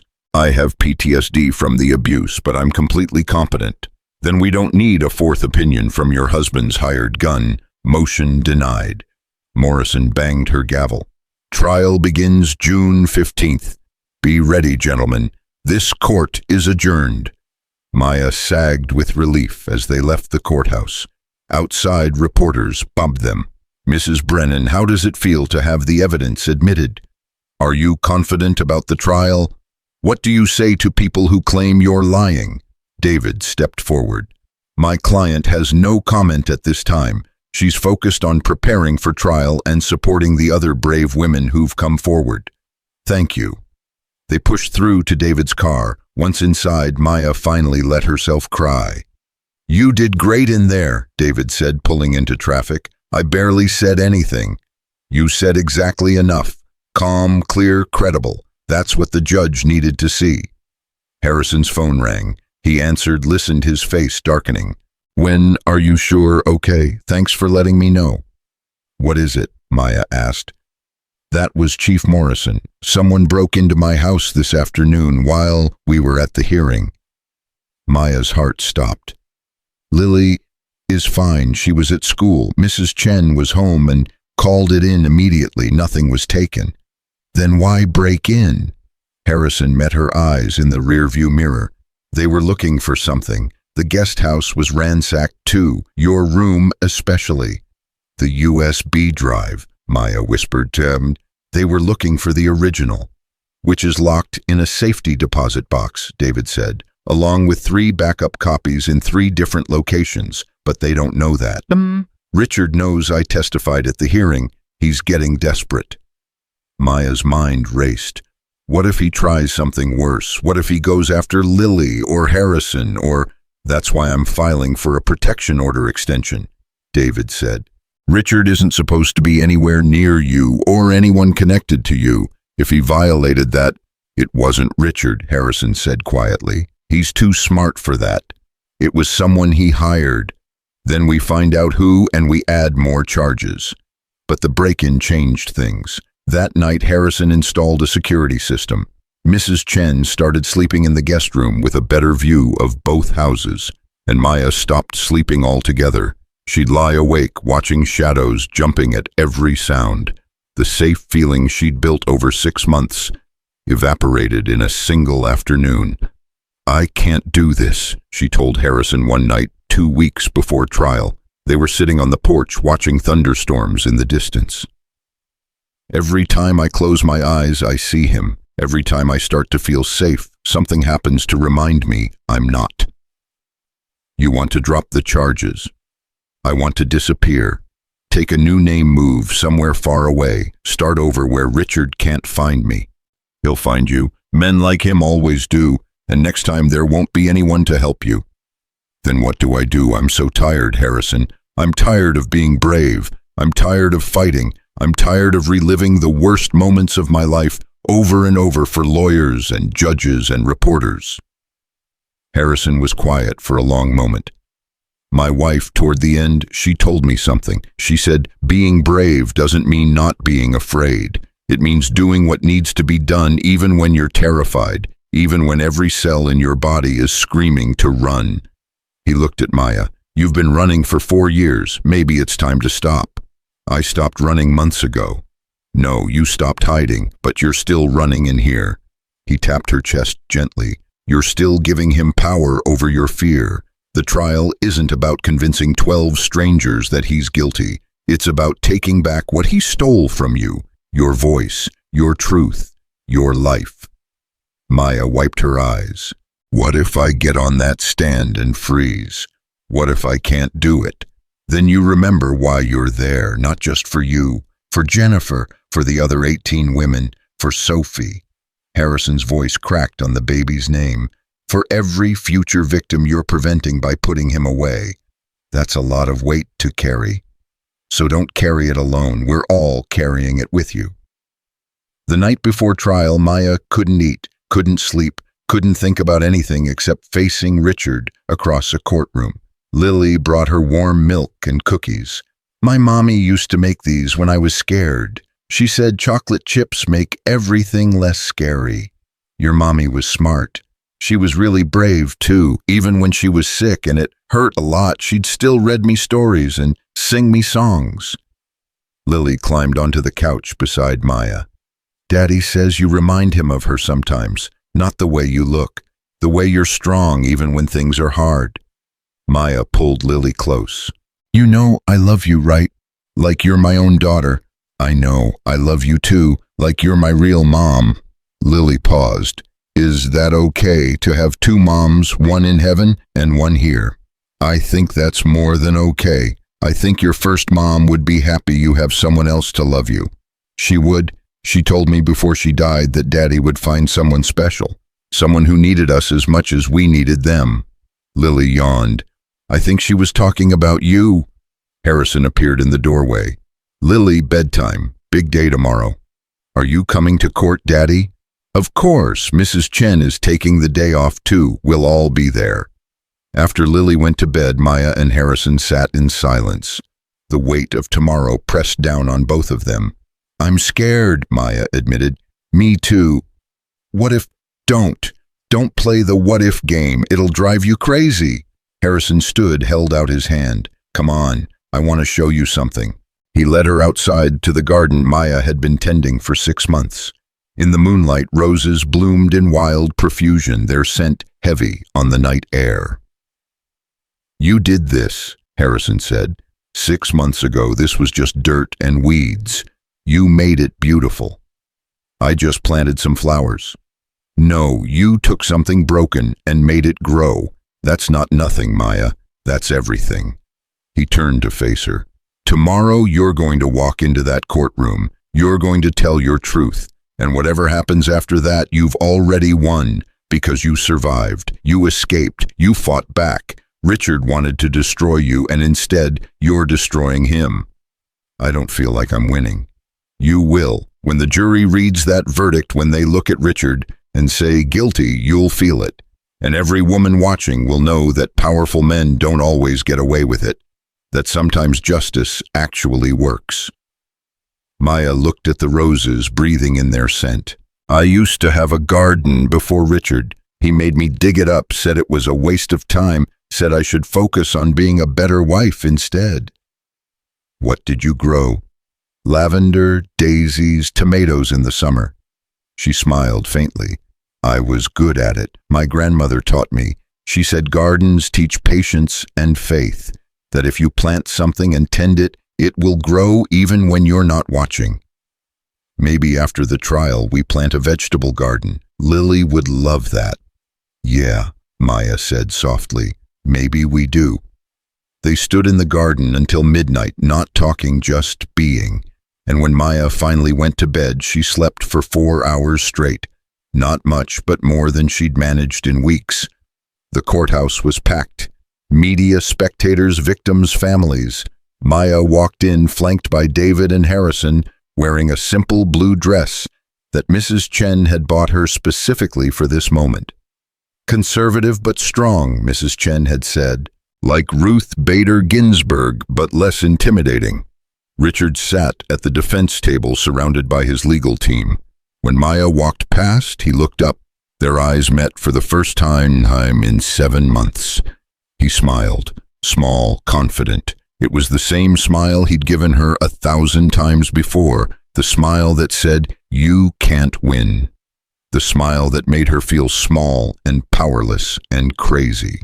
Maya smiled back and kept walking. Jury selection took 2 days, opening statements another full day. David laid out the case methodically, the videos, the medical fraud, the financial conspiracy, the 19 victims. Richard's lawyer, Marcus Webb, painted Maya as a disturbed woman with a grudge, a gold digger who fabricated an elaborate lie to steal her husband's reputation and money.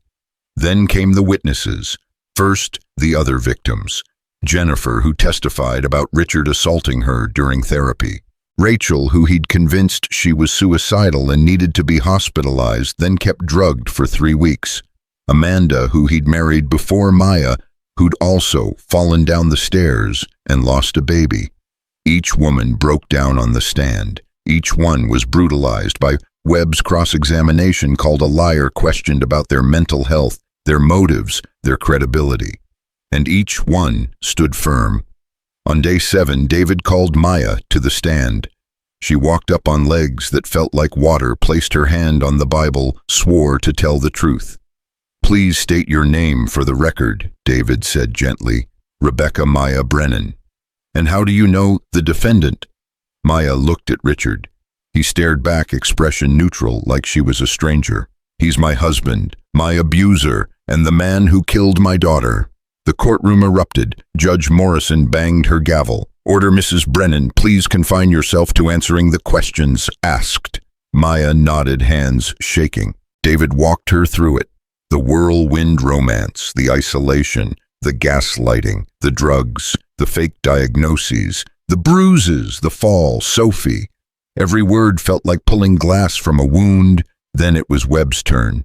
Mrs. Brennan, he began, voice dripping with false sympathy. You've painted quite a picture of my client, a monster, a calculating abuser. Does that sound like the man you married? Yes, that's exactly who I married. I just didn't know it at first. Or perhaps you're rewriting history to fit your narrative. I have videos, medical records, 19 other women saying the same thing. Ah, yes, the videos. Recorded without Dr. Brennan's knowledge or consent. Almost like you were planning this from the beginning. I was planning to divorce him and get custody of my daughter. The recordings were for that. Convenient. And when you lost the baby, tragic truly, you decided to use that tragedy to destroy your husband. Maya felt rage building. He pushed me down the stairs. He killed Sophie.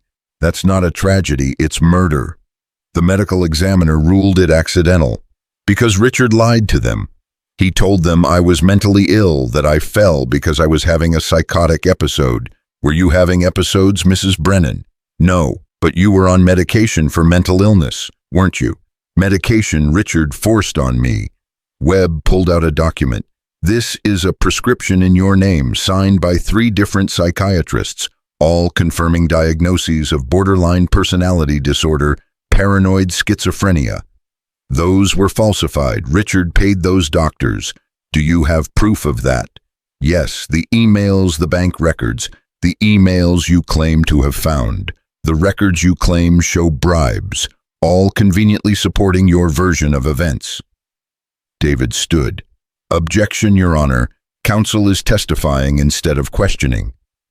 Sustained. Mr. Webb, ask questions. Webb nodded. Mrs. Brennan, isn't it true that you used a fake identity for months, that you lied about who you were? To escape him?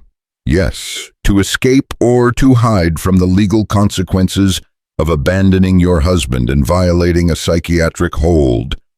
There was no psychiatric hold. That court order was fake. So you say, but my client has documentation. Forged documentation. Webb smiled. You see, ladies and gentlemen of the jury, everything that contradicts Mrs. Brennan's story is conveniently fake. Every doctor is paid off. Every record is falsified. Every witness is lying. Everyone except her. Maya's vision blurred with tears. I'm telling the truth, or you've told the lie so many times you believe it. Objection. David was on his feet. Your Honor, this is harassment. I'll allow it. Mrs. Brennan, please answer the question. There was no question, Maya said, voice shaking. Just an accusation. Webb leaned in. Here's my question. If Dr. Brennan was truly this monster you describe, why did you stay for 5 years? Why not leave sooner? Because I was terrified. Because he controlled everything, my money, my friends, my family. Because every time I tried to leave, he convinced me I was crazy. Because I loved him once, and I kept thinking he'd change back to the man I thought I'd married. Maya's voice broke. And because when you're drowning, you don't always realize you're underwater until someone pulls you up. Webb stared at her. For just a moment, his mask slipped and Maya saw it. He believed her. He knew Richard was guilty. He just didn't care. No further questions, Webb said quietly. Maya left the stand, trembling. Harrison caught her, held her steady as she walked back to her seat. You did it, he whispered. You did it. The trial lasted 3 more days. Expert witnesses, character witnesses. Richard himself took the stand calm and composed, denying everything, painting himself as a devoted husband driven to desperate measures by his wife's mental illness. He was good, convincing, sympathetic, but he couldn't explain the videos. Closing arguments happened on a Friday. The jury deliberated over the weekend. Monday morning, they had a verdict. Maya sat between David and Harrison Lilly, on her other side holding her hand. Mrs. Chen sat behind them, rosary beads in hand, even though she wasn't Catholic. Has the jury reached a verdict? Judge Morrison asked. We have, Your Honor. On the charge of assault and battery, how do you find guilty? Maya gasped. On the charge of administering controlled substances without consent, guilty. One by one, charge after charge, guilty, guilty, guilty. Richard's face drained of color. When it was over, when all 23 counts had been read, and every single one had come back guilty, Judge Morrison addressed Richard directly. Dr. Brennan, you used your position, your education, and your reputation as weapons. You systematically destroyed the lives of multiple women, all while hiding behind the facade of being a healer. This court finds your actions particularly egregious given your profession. Sentencing is set for 3 weeks from today.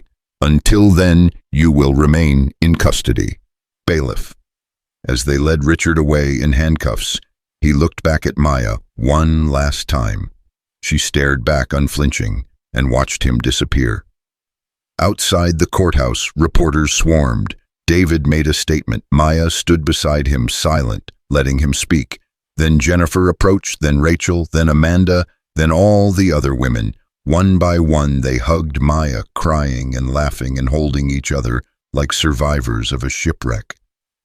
"We did it," Jennifer whispered. "We actually did it." "You did it," Rachel said to Maya. "You started this. You gave us courage." Maya shook her head. "We did it together." That night, Harrison made dinner. Mrs. Chen brought wine. Lily made a victory banner with glitter and markers. They sat around the table eating and crying and laughing, the weight of 7 months finally lifting. "What happens now?" Maya asked. "Sentencing in 3 weeks, David said. "With all the charges he's looking at. Minimum 30 years, possibly life.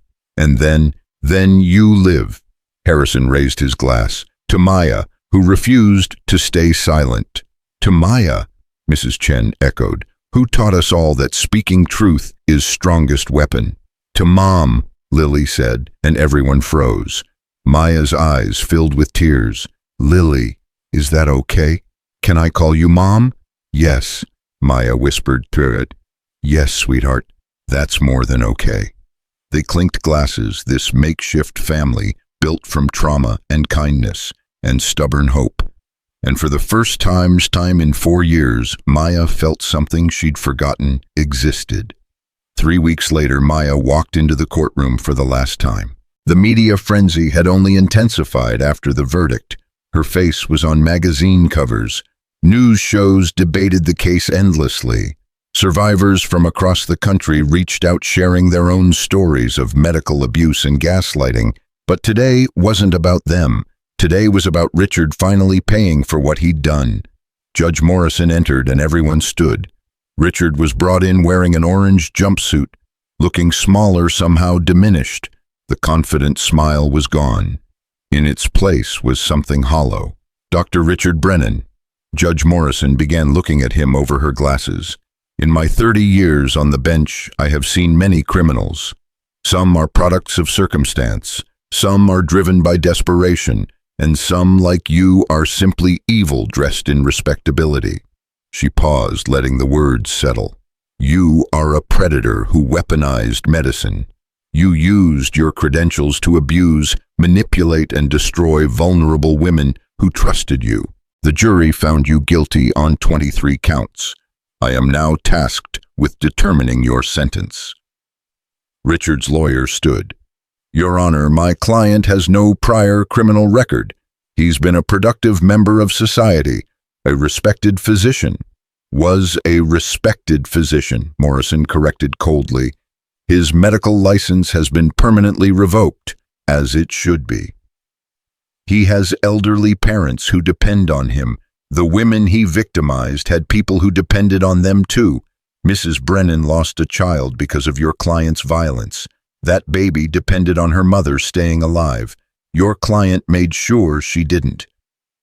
Morrison's voice hardened. "Save your sympathy, counsel. This court has none." She turned back to Richard.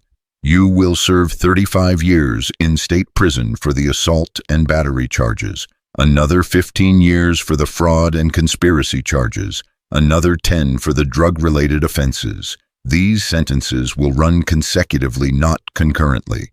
In total, you are sentenced to 60 years in prison. With good behavior, you may be eligible for parole in 40 years, at which point you'll be 93 years old."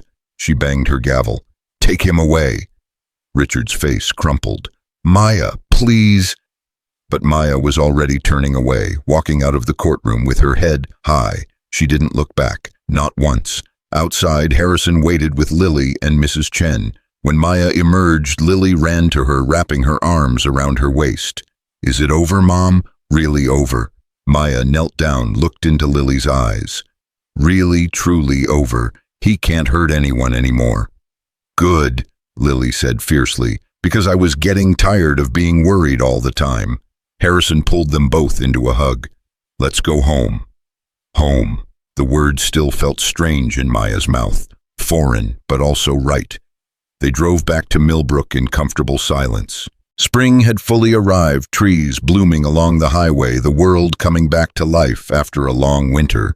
When they pulled into the driveway, David's car was already there.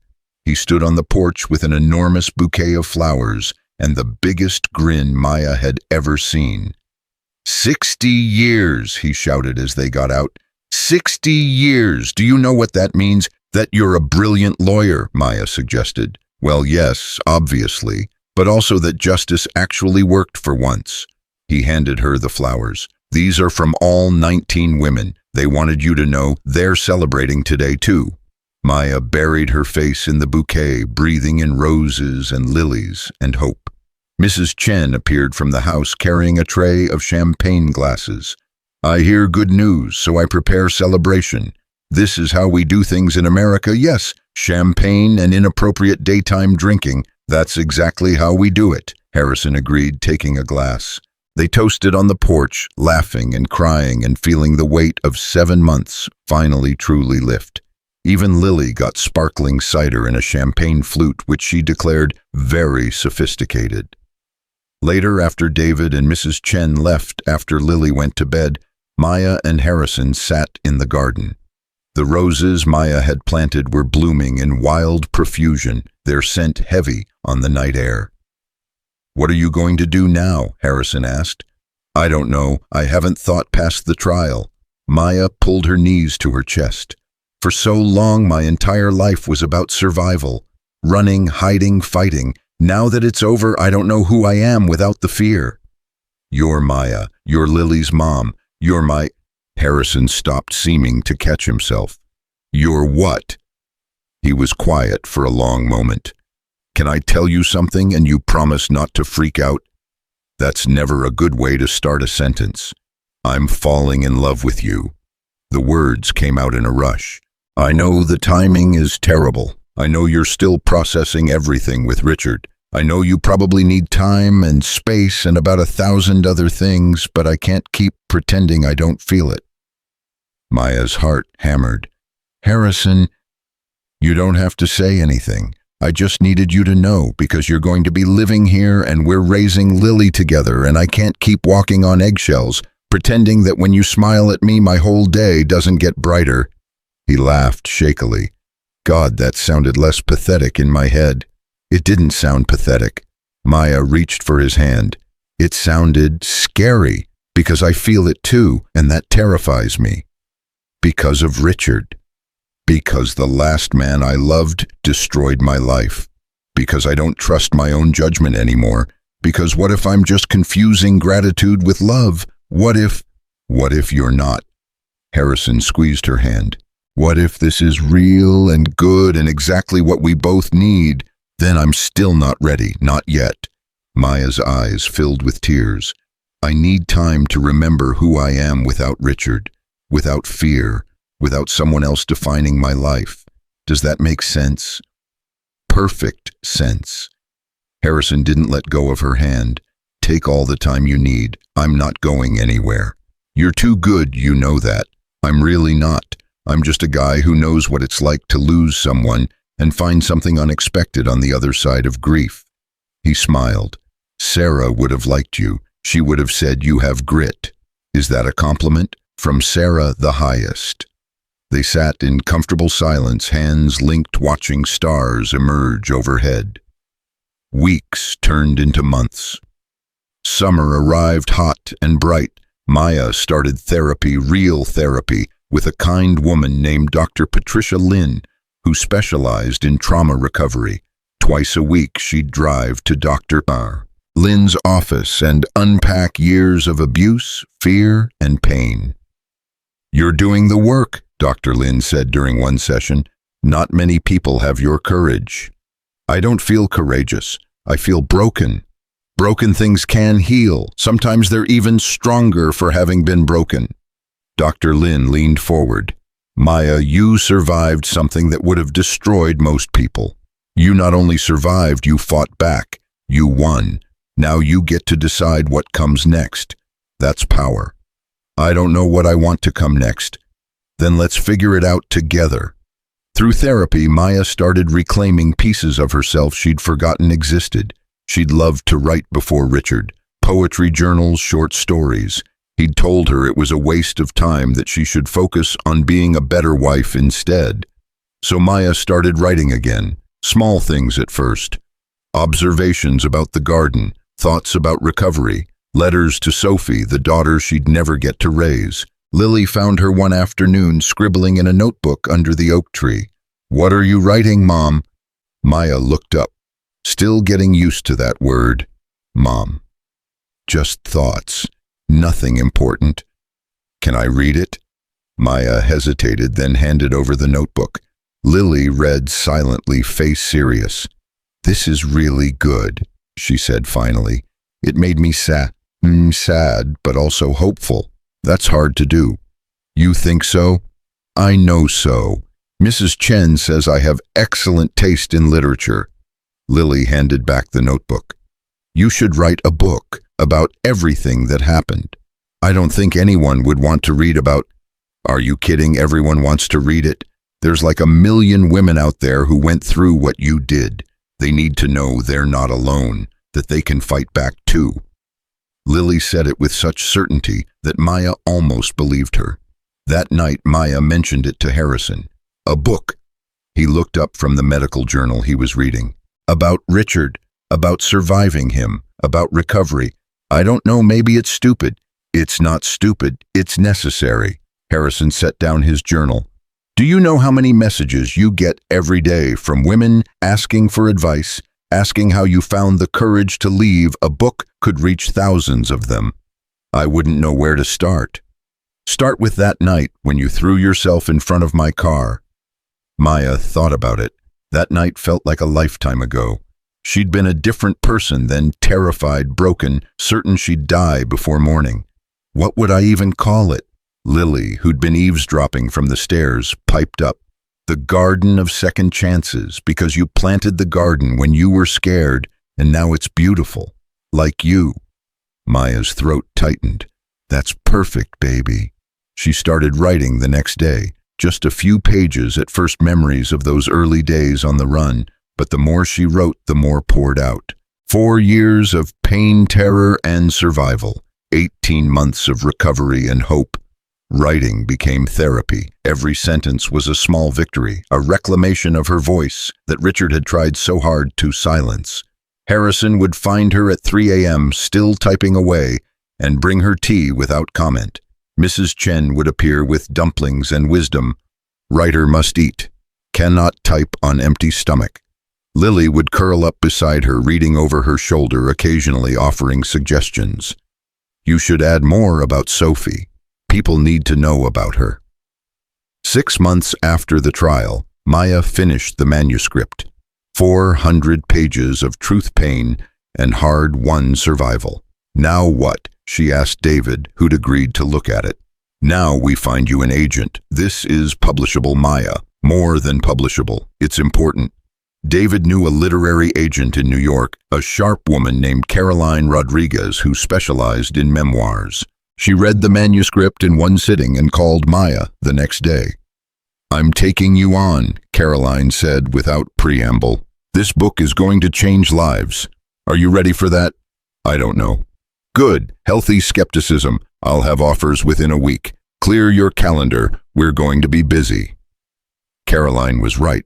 Within five days, 3 publishers had made offers. Within 2 weeks, they were in a bidding war. The final offer came from a major New York publisher, a 2-book deal with a 6-figure advance. Maya stared at the number on the contract, unable to process it. "That's real?" she asked David. "That many zeros? That's real and deserved. Your story matters, Maya." The Garden of Second Chances, published the following spring, almost exactly 2 years after that night in the rain. The launch party was at a small bookstore in Millbrook, packed with supporters.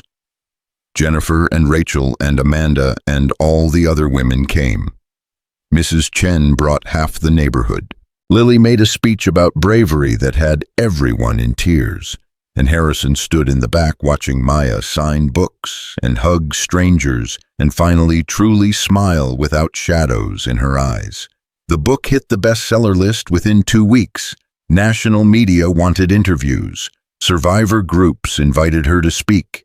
The book became required reading in domestic violence advocacy programs. But Maya's favorite review came from Lily, written in crayon and taped to the refrigerator. My mom wrote a book about being brave. It made me cry, but also made me proud. 5 stars. A year after the book published, Harrison found Maya in the garden. She was kneeling in the dirt, planting tomatoes, dirt under her fingernails, sun in her hair. "Hey," he said softly. She looked up, smiled. "Hey, yourself. Come to help or supervise. Neither. Come to ask you something." He held out his hand. "Walk with me." They walked through the garden, past roses and daisies and the vegetable patch that Lily tended with religious devotion. Harrison led her to a newly cleared section near the back where sunlight filtered through oak trees. "I've been thinking about expanding the garden," he said. "Maybe building a gazebo here, somewhere for parties and celebrations." He paused. "Weddings." Maya's heart skipped. "Weddings." Harrison turned to face her, pulled a small box from his pocket. "I know you said you needed time. It's been 3 years. I don't know if that's enough time or too much time or—" "Harrison, let me finish, please." He took a breath. "I'm not Richard. I will never be Richard. I won't control you or diminish you or make you small. I will love you loudly and proudly, and I will spend every day making sure you know you're safe. You and Lily are my family, but I want to make it official. So Maya, will you—" "Yes," she interrupted. "Yes, I'll marry you." Harrison blinked. "I didn't finish asking. I don't need you to finish. The answer is yes. It's always been yes. I was just too scared to admit it." He slipped the ring on her finger, a simple band, with a small diamond that caught the sunlight. "We can have a long engagement. A year, 2 years, however long you—" Maya kissed him. It was the first time she'd initiated anything, the first time she'd felt brave enough to claim this for herself. When they pulled apart, Harrison was grinning. "So that's a yes. That's a yes to everything." They married 6 months later in the garden, surrounded by roses Maya had planted 3 years earlier. Lily was the maid of honor, wearing a dress covered in butterflies and carrying a bouquet twice her size. Mrs. Chen officiated, having gotten ordained online specifically for this purpose. "I now pronounce you husband and wife," Mrs. Chen declared. "Harrison, you may kiss your brave and beautiful bride. Maya, you may kiss your patient and good-hearted husband. Everyone may kiss everyone because love should be celebrated loudly." The guests, a mix of family, friends, and survivors who'd become sisters, cheered as Harrison and Maya kissed under a canopy of climbing roses. At the reception, Lily gave a toast. She was 12 now, tall and confident, with Sarah's eyes and a wisdom beyond her years. "When I was 8, my mom died, and I thought I'd never be happy again," she began, voice clear and strong. "Then one night a woman stumbled into our lives in the middle of a storm. She was scared and hurt and broken, but Dad always says broken things can heal if you give them light and love and time, and he was right. Maya healed. Our family healed. And now we're all standing here in this garden that Maya made, celebrating love and second chances and the fact that good things can grow even after terrible things happen." She raised her glass. "To Mom, both my moms, the one in heaven and the one here. And to Dad, who taught me that helping people is the best thing you can do. And to all of you for being our family. Because family isn't just blood. It's choosing each other every single day." Maya was crying. Harrison was crying. Half the guests were crying. Jennifer stood up next. "I want to add something. 3 years ago, Maya could have run away and stayed hidden. She could have let Richard keep hurting people. But she didn't. She fought. And because she fought, 19 of us got justice too. So this isn't just a wedding, it's a celebration of courage, of refusing to stay silent, of taking broken things and making them beautiful." Rachel added, "The garden isn't just a metaphor, it's proof. Proof that with patience and care and stubbornness, anything can bloom again." Amanda stood, raised her glass. "To Maya, who showed us all how to fight back." "To Maya," the crowd echoed. As the sun shone over the garden, Harrison and Maya slow danced to a song Lily had chosen. Around them, fairy lights twinkled in the trees. Guests laughed and ate and celebrated. Love won through adversity. Happy, Harrison murmured against her hair. Terrified, Maya admitted. But also, yes, so incredibly yes. What are you terrified of? That I'll wake up and this will all be a dream, that I'll be back in that house with Richard, and none of this was real. Harrison pulled back to look at her. It's real. I'm real. Lily is real. This garden is real, and you're safe, forever safe. Maya looked around at the garden, at the guests, at Lily, dancing with Mrs. Chen, at the life she'd built from the ruins Richard had tried to create. I keep thinking about Sophie, she said softly, wondering what she'd look like now, if she'd love gardening like I do, if she'd be smart like Lily. She'd be proud of you, Harrison said, for surviving, for fighting back, for building this. Do you think I'll ever stop missing her? No, but the missing will get gentler. It'll become part of you instead of all of you. He kissed her forehead, and maybe someday, if you want, we could plant something for her, a memorial garden, so she's part of this too. Maya's eyes filled with tears. I'd like that. Later, as guests were leaving, Jennifer approached Maya. I'm writing a book too, she said. Caroline is representing me. It's about rebuilding after abuse, finding yourself again. That's wonderful. It's because of you. You showed me it was possible to tell the truth and survive it. Jennifer hugged her tight. Thank you for being first, for being brave when the rest of us were still too scared. One by one, the other women approached with similar stories, books they were writing, advocacy groups they'd started, therapy practices specializing in trauma recovery, each one inspired by Maya's courage to speak up. You started something, Rachel said. A movement. We're not victims anymore. We're survivors, and we're not staying quiet. As the last guest left, Maya stood in the garden with Harrison and Lily, looking at the roses that had bloomed from dirt and determination. You know what's funny? She said. 3 years ago, I was standing in this exact spot, terrified and broken, wearing borrowed clothes and thinking I'd never feel safe again. And now I'm standing here in a wedding dress, surrounded by people I love, in a garden I grew with my own hands. If you'd told me then that this was possible, I never would have believed you. But you hoped, Lily said. That first morning when you started planting, I remember watching you from my window. You looked so sad but also determined, like you were daring the flowers to grow. I was daring myself to grow, Maya corrected gently. The flowers were just practice. Harrison wrapped his arms around them both. Well, it worked. Look at you now. Maya looked at the garden, at the house that had become home, at the family she'd found in the aftermath of trauma. She thought about the book that was changing lives, about the women finding courage to leave their own abusers, about Sophie, who would never see this, but whose memory had fueled so much of Maya's fight. I used to think gardens grew because of water and sunlight, Maya said quietly, but Mrs. Chen was right. They grow when you talk kindly to them, when you believe in them, when you refuse to give up, even when growth seems impossible. She looked at Harrison, at Lily. People are the same way. We grow when someone believes in us, when someone sees us not as broken things, but as things that can heal. Deep thoughts for a wedding night, Harrison teased gently. I'm a best-selling author now. Deep thoughts are in my contract. Lily giggled. Can we eat more cake? Mrs. Chen said I could have another piece if you said yes. Mrs. Chen says a lot of things, Maya said. But yes, sweetheart, you can have more cake. They went inside, this family built from kindness and crisis and stubborn hope.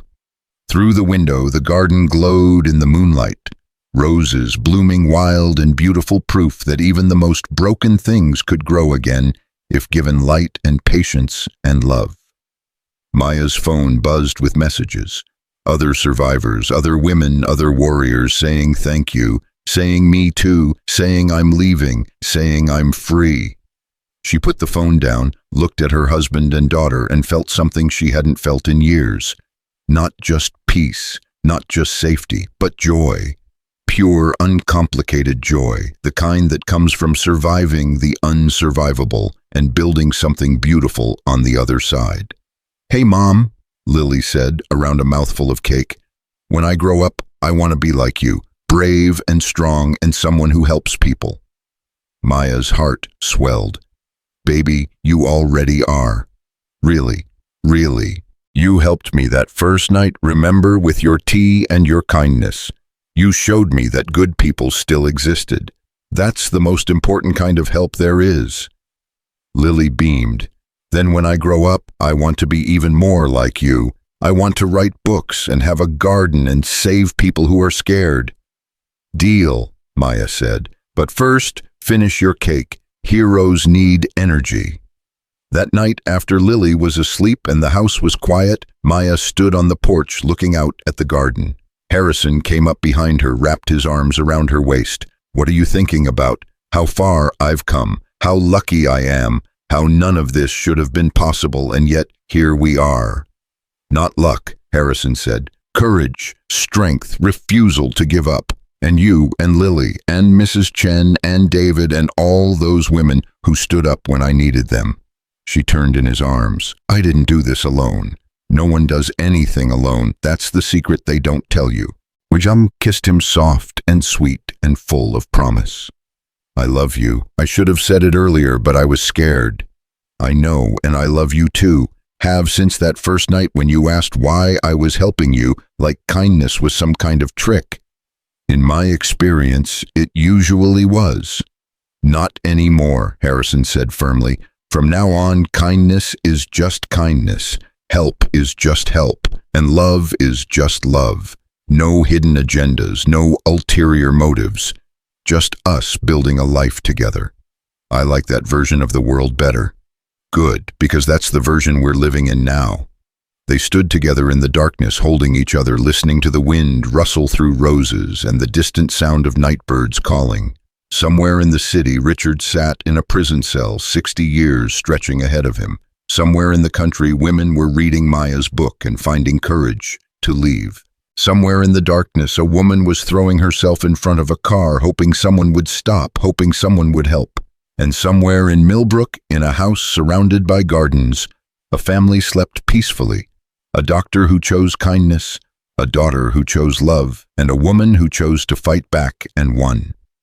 Maya's story had started with 6 words whispered in terror: "Please don't hit me, I'm already hurt."